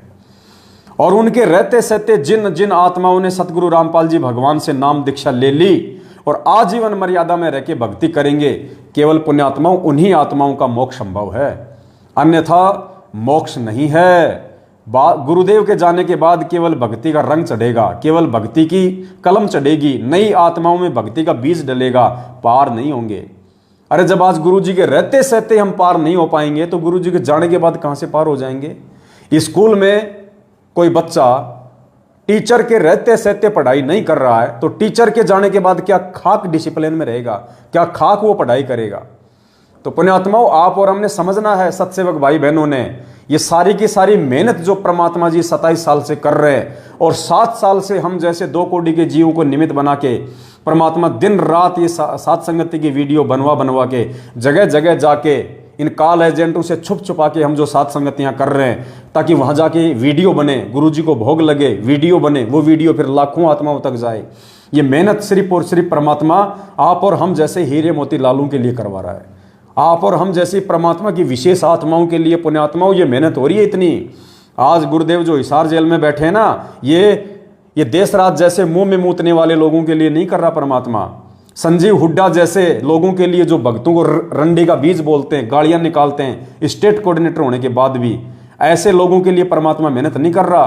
परमात्मा जो ये दुख उठा रहा, आज जो ये हिसार जेल में बैठ के जो कष्ट उठा रहे हैं, ये कष्ट वो परमेश्वर आप और हमारे जैसे भक्तों के लिए उठा रहे हैं कि मेरे ये बच्चे हैं जो मेरे ज्ञान पे चल रहे हैं, मेरे वचन पे चल रहे हैं। इनकी गर्दन कट सकती है लेकिन मेरे बच्चे मेरे वचन से पीछे नहीं हट सकते। ये सीता की तरह नहीं है जो राम के कहने के बाद भी लक्ष्मण रेखा को लांग जाएगी। ये मेरे वो सपूत हैं, ये मेरे वो सतसेवक बच्चे हैं, ये मेरे वो हंस हैं पिछली पीढ़ी के, जिनके लिए मैं चारों युगों से यहाँ पे दुख उठा रहा हूँ, परेशानियाँ उठा रहा हूँ, बार बार इस गंदे लोक में आता हूँ मैं। तो पुण्यात्माओं, परमात्मा ने यदि आप और हम जैसे 2 कोटि के जीवों पे इतना बड़ा विश्वास किया है, तो पुण्यात्माओं दृढ़ संकल्प कर लो कि हे परमपिता परमात्मा सतगुरु रामपाल जी भगवान, चाहे आपके दास और दासियों की चाहे गर्दन धड़ से अलग हो जाए परमात्मा, हम समय आने पे आग में कूदने से भी पीछे नहीं हटेंगे, हम जहर पीने से भी पीछे नहीं हटेंगे, हम 100 मंजिल की बिल्डिंग से आंख बंद करके आपके नाम के ऊपर विश्वास करके छलांग मारने से भी पीछे नहीं हटेंगे परमेश्वर। बस आप अपना आशीर्वाद हम 2 कोटि के जीवों पे बनाए रखना परमात्मा, हमें आप जी भ्रमित ना होने देना परमात्मा। हम अपनी तरफ से पूरी कोशिश करेंगे, लेकिन मालिक बिना आपके आशीर्वाद के, बिना आपकी विशेष मेहर के परमात्मा हम भी भक्ति मार्ग पे नहीं चल पाएंगे। तो पुण्यात्माओं, हमने भी परमात्मा को दृढ़ विश्वास दिलाना है। अगर परमात्मा ने हमारे ऊपर दृढ़ विश्वास किया है, तो हमने भी अपने पूज्य गुरुदेव जी के दृढ़ विश्वास दिलाना है। हमने 650 साल पहले की तरह इस कबीर भगवान को दुखी नहीं करना। जैसे 650 साल पहले मगर में वीर सिंह बघेल और बिजली खान पठान दोनों सेना लेके आमने सामने खड़े हो गए थे, मरने मारने के लिए खड़े हो गए थे कि एक बार ये कबीर जी यहां से शरीर छोड़ के चला जाए, फिर देखते हैं इनकी बॉडी को कौन लेगा। तो पुण्यात्माओं, आज भूमिका तो काल ने वही बना दी। एक तरफ तो ये सतलोक आश्रम मैनेजमेंट हरियाणा को ये बिजली खान पठान बना के खड़ा कर दिया, और दूसरी तरफ वो चाह रहा था कि ये जो सतसेवक हैं ये वीर सिंह बघेल बन जाए, लेकिन काल भगवान की चाल सफल नहीं हो पाई। हम वीर सिंह बघेल नहीं बन पाए। हम तो परमात्मा के हंस बन के ही रहेंगे, हम तो परमात्मा के बच्चे बन के रहेंगे, परमात्मा के हीरे मोतीलाल बन के रहेंगे। हम वो गलती नहीं करेंगे जो गलती 650 साल पहले वीर सिंह बघेल कर गया गुरु को मानुस मान के, जो गलती बिजली खान पठान कर गया गुरु को मानुस मान के, जो गलती 64 लाख शिष्य कर गए, नानक जैसे कर गए, मीरा जैसी कर गए, धन्ना जैसे कर गए, अर्जुन सरजुन जैसे कर गए, वो गलती अब हम नहीं करेंगे, क्योंकि पिछली पीढ़ी है। और भगवान ने यदि हमारे ऊपर विश्वास करके अनमोल इतना ज्ञान दिया, ठोक के, चारों वेद 6 शास्त्र 18 पुराण, गीता जी, महाभारत, कुरान पुराण सब कुछ परमात्मा ने पढ़ा दिया है। अक्षर ज्ञान दिया भगवान ने, पिछली पीढ़ी में मानव जन्म दिया, आशीर्वाद दिया, अपना तत्व ज्ञान दिया। तो पुण्यात्माओं, अब भी यदि हम गोबर खाएंगे, गोबर खाने का मतलब मैनेजमेंट के पीछे लग के राजनीति करेंगे, देह दान करेंगे, रक्त दान करेंगे, इन कुपात्रों को ज्योति दान और पाठ का पैसा देंगे, इनके कहने पे गुंडों की सीबीआई जांच करवाएंगे, इनके कहने पे इन फर्जी आश्रमों में जाएंगे और ये कुत्ता लड़ाई में शामिल होंगे, तो फिर हम भाई हम गोबर खा रहे हैं। फिर हम परमात्मा का सत्संग रूपी वो अमृत दूध का पान नहीं कर रहे, हम इन फर्जी लोगों के पीछे लग के गोबर खा रहे हैं। तो पुण्यात्माओं, गोबर खाने वालों को गोबर मुबारक, और हम जैसे भाई बहनों को परमात्मा का अमृत ज्ञान मुबारक। तो दया परमपिता परमात्मा की। पुण्यात्माओं, भगवान प्रसन्न करना है अब की बार। वो एक गाना आता था ना पहले हिंदी फिल्मों में, मैंने यार मनाना नहीं, मैनू यार मनाना नहीं, चाहे लोग बोलियां बोले। तो बताओ, वो 2 कोड़ी के वो फिल्मकार एक गाना बनाते हैं कि मैनू यार मनाना चाहे लोग बोलियां बोले, दुनिया चाहे कुछ भी कहे, मैंने तो मेरे यार को मैंने प्रसन्न रखना है। तो हमारा यार सतगुरु रामपाल जी भगवान है। यार यानी परमपिता परमात्मा, वो पति, वो स्वामी। तो हमने तो अपना गुरु मनाना नहीं, चाहे संगत भेड़ चाल में चाले, हमने तो अपना गुरु मनाना नहीं, चाहे संगत भेड़ चाल में चाले। तो संगत मर रही है तो मरने दो, समझाना हमारा फर्ज है, और समझेगा वही, सब लोग नहीं समझ सकते। पुण्यात्माओं, मालिक कहते हैं पिछले जन्म से होत है पूर्ण हंस मुराद। ये हर किसी के समझ में नहीं आ सकती ये बात। जब गुरु का सत्संग समझ में नहीं आ रहा 90% संगत को, तो पवन दास की वीडियो कहां से समझ में आ जाएंगे। तो ये समझ लीजिए परमात्मा ने उस गंदगी को रिजेक्ट कर दिया है। और पुण्यात्मा सौभाग्य क्या, डबल सौभाग्य, अहो भाग्य, परम भाग्य, जो परमात्मा ने आप और हम जैसे 2 कोड़ी के सत्सेवकों को ये ज्ञान समझा दिया। परमात्मा ने अपनी पहचान करवा दी कि बेटा असली कबीर मैं हूं, वो दाढ़ी मूंछ वाली फोटो कबीर नहीं है, असली कबीर मैं हूं। तो परमात्मा ने समझा दिया हमारे को। तो पुण्यात्माओं अब भी यदि हम पीछे हटेंगे, देखो आने वाले समय में हो सकता है पुण्यात्माओं हमारी वो परीक्षा होगी, परमात्मा हमारे विश्वास की परीक्षा लेगा, हमारी दृढ़ता की परीक्षा लेगा कि वास्तव में मेरे बच्चे ने मुझे बाप माना कि नहीं माना, मुझे वास्तव में कबीर माना कि नहीं माना, या फालतू में 8 सितंबर को मेरा प्रकट दिवस मना रहे हैं। पुण्यात्माओं कहे कबीर सुनो भाई साधो मैं तो हूं विश्वास में, आने वाले समय में ये दुनिया ऐसे गुरु जी को भगवान नहीं मानेगी। पुण्यात्माओं कहते हैं भगत के वश में है भगवान, और भगतों से ही परमात्मा अपनी पहचान करवाएगा। हो सकता है आने वाले समय में अपने पूज्य गुरुदेव जी के ऊपर विश्वास करते हुए, उनको कबीर भगवान साबित करते हुए, क्या पता ऐसा समय आ सकता है हम सत्सेवक भाई बहनों को आग में कूदना पड़ सकता है, हम भाई बहनों को जहर की बोतल पीनी पड़ सकती है, हम भाई बहनों ने फांसी के ऊपर लटकने के लिए भी जो है वो तैयार होना पड़ सकता है। लेकिन सिर पे आशीर्वाद सतगुरु रामपाल जी भगवान का रहेगा अपनी प्रत्येक आत्मा पे। बाढ़ बाका नहीं हो सकता, बाढ़ बाका। परमात्मा कहते हैं सिर के साटे हरी मिले तो भी सस्ता जान, और गुरु जी कहते हैं जो अपने गुरु भगवान को शीश देने के लिए तैयार हो जाता ना, फिर परमात्मा उसका शीश लेता नहीं है। तो पुण्यात्माओं मालिक कहते हैं 1 करोड़ों शीश तूने दे दिए यमराजा की फेंट, फेंट यानी झटके से, धक्के से, धोखे से। ये काल भगवान अनंत युगों से गधा कुत्ता सुअर बना के, सैनिक बना के हमारे शीश कटवा रहा है। तो कहते हैं करोड़ों शीश तूने दे दिए यमराजा की फेंट, और 1 शीश दे के देख ले सतगुरु अपने की भेंट, यानी प्यार से तो 1 सिर अपने गुरुदेव को दे दे। अरे क्या पता कल को एक्सीडेंट हो जाए, कितने लोग मरते हैं गाड़ियों में, गर्दन कट जाती है, फालतू में मर गए ना। और जब वो समय आएगा गुरुजी कहेंगे बेटा कूद जा आग में, अरे गुरुदेव बोलने की जरूरत नहीं थी, मालिक आप तो इशारा कर देते कि बेटा जाओ। परमात्मा इतना ही काफी था हम नीचों के लिए, आपके कुत्तों के लिए केवल संकेत ही काफी था। पुण्यात्मा इतने दृढ़ रहना हमारे को, अगर भगवान कह दे बेटा ये सामने जहर की बोतल है पी जा, हमने पानी समझ के पी लेना है कि बस प्यास बुझ गई, जैसे मीरा ने पी लिया था। अरे जो मीरा के जहर को अमृत बना देगा, आज तो धरती पे प्रकट है साक्षात, अपने असली रूप में धरती पे प्रकट है। गुरु का वचन साध की संगत अजर अमर घर पावे, कहे कबीर सुनो रे गोरख हम सबको तत्व लखावे। तो पुण्यात्माओं साध संगतियों से दृढ़ हो जाओ, दृढ़। परमात्मा कहते हैं जय तू चाले 1 कदम मैं चालू कदम 60, जय तू हो जा काठ का मैं हो जाऊं लोहे की लाठ। भगवान मिला हमें, कोई छोटा मोटा संत नहीं मिला, पूर्ण परमात्मा मिल गया अब की बार। अहो भाग्य, लाखों साल तक ऋषि मुनि अपना शरीर गाड़ के मर गए तपस्या कर करके, काल ने भी दर्शन नहीं दिए, और यहां साक्षात परमात्मा आके खड़ा हो गया फ्री में। तो पुण्यात्माओं फ्री की लूट तो लूट लेनी चाहिए आदमी को। फ्री की लूट में कौन पीछे रहता है, जब भगवान वाली लूट पड़ी हो तो दृढ़। जिस दिन गुरु जी का संकेत हो जाए, या जिस दिन वो समय आ जाए हमारे गुरु जी पे कोई उंगली उठे और ऐसा कोई मैदान, कोई खेल का कोई मांड दे और कह दे कि आ जाओ, कौन कौन है जिनको अपने गुरुओं पे विश्वास है, दिखाओ यहां पे। पर सबसे पहले संत रामपाल जी भगवान के सत्सेवक आगे होने चाहिए। हाँ भाई आ गए हैं बंदी छोड़ पे विश्वास करके, बोलो जी क्या काम है बताओ, कूदो, ये कूदे, ये ले।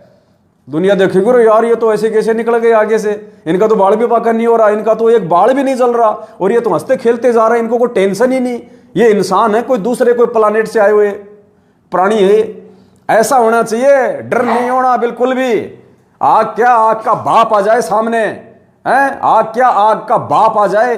अरे मुस्लिम धर्म में बहुत सारे ऐसे पैगंबर हुए, आपने सुलेमान का नाम सुना होगा। सुलेमान ऐसी परीक्षा थी उसकी आग में कूदने की, जलती हुई आग में कूदने की, वो पैगंबर था, आग में कूद गया अल्लाह पे विश्वास करके, परमात्मा पे विश्वास करके। जबकि आग उसको क्या कह रही थी, आग वो हवा, जब उसका आग में कूदने का समय आया ना तो हवा ने क्या कहा पता है, बोला तू मेरी शरण में आ जा, तू मेरी शरण में आ जा, मैं इस आग को अपनी तासीर से मैं इसको ठंडा कर दूंगी, तेरे को आंच भी नहीं आएगी। लेकिन सुलेमान ने कहा कि नहीं, मेरे अल्लाह का वचन है, मैं किसी और की शरण में नहीं आ सकता वरना मैं काफिर हो जाऊंगा। मैं दूसरे की शरण में जाने की सोच भी नहीं सकता। अगर मेरे अल्लाह का आदेश है, मेरे परमात्मा का आदेश है, तो मुझे मरना स्वीकार, मैं आग में कूदूंगा, लेकिन दूसरे की शरण ग्रहण नहीं करूंगा। तो पुण्यात्मा, इसलिए परमात्मा कहते हैं 100 वर्ष सतगुरु की पूजा, एक दिन आन उपासी, वो अपराधी आत्मा फिर पड़े काल की फांसी। और इसीलिए परमात्मा कहते हैं, मालिक का वचन है ना, कौन सा शब्द है भगत जी? लागी का मार्ग और है, कोई देखो सत्संग करके। देना कहाँ है? लागी का मार्ग और है, कोई देखो सत्संग करके। ये 6 महीने में बीजेपी, 6 महीने में कांग्रेस करने वाले, ये मैनेजमेंट के इशारे पे अपना खून निकलवाने वाले, ये क्या आगे में कूदेंगे पुण्यात्मा? ये क्या जहर पिएंगे उस समय? इनका आज इनका अपना परिवार ही संभलने में नहीं आ रहा। आपस में इतना राग द्वेष, ईर्ष्या, लड़ाई झगड़े, मियाँ बीबी के बच्चों के साथ में आए दिन अकाल मौत मर रहे हैं। कोरोना में मर गए हजारों की संख्या में। भगवान ने एक छोटी सी बीमारी से इनको नहीं बचाया। इनके सारनामी सतनामी लोग हजारों की संख्या में कोरोना से तड़प तड़प के मर गए। सोचो, उस पूर्ण परमात्मा ने जब इनको छोटी सी एक बीमारी से, कोरोना वायरस से नहीं बचाया, अब उस समय परमात्मा क्या रक्षा करेगा इनका? जब वो आपत्तियों का समय आएगा आने वाले समय में, उस समय परमात्मा अपनी विशेष आत्माओं की रक्षा करता है। और विशेष आत्मा वो होती है जो गुरु जी के वचन पे चलती है। तो गुरु जी के वचन पे ये सत्सेवक चले भाई। ये सत्सेवक मैनेजमेंट की गालियां खा खा के तेरे मुंह में मूत दूंगा, रंडी का बीज, तेरी छोरी को कोठे पे बैठा दूंगा। अभी आपको ऑडियो सुनाई है ना, देशराज वर्ल्ड कोऑर्डिनेटर की और संजीव हुड्डा उत्तर प्रदेश के स्टेट कोऑर्डिनेटर की। ये तो एक नमूने हैं दो, ये दो तो केवल एक नमूने हैं। ऐसी ऐसी तो दास के पास में सैकड़ों ऑडियो पड़ी हैं इनके बड़े बड़े महापुरुषों की मां बहन की गालियां निकालते हुए। ये तो खाली एक 2 नमूने छोटे छोटे। तो चलो, शब्द फिर कभी परमात्मा दया बख्शेंगे, कभी साथ संगति में बैठेंगे, तब परमात्मा शब्द की दया करेंगे।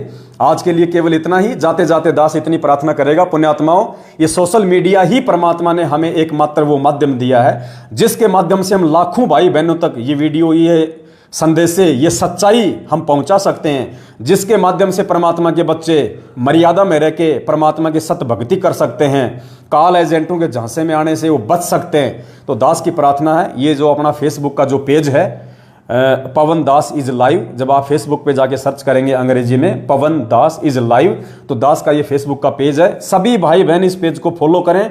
अभी तक यदि किसी ने फॉलो नहीं किया है तो पेज को फॉलो कर लें, और फॉलो करने के साथ में उसको लाइक करें। और एक वो बेल आइकन है, एक वो घंटी का निशान है, उसको भी आप जी दबा दें।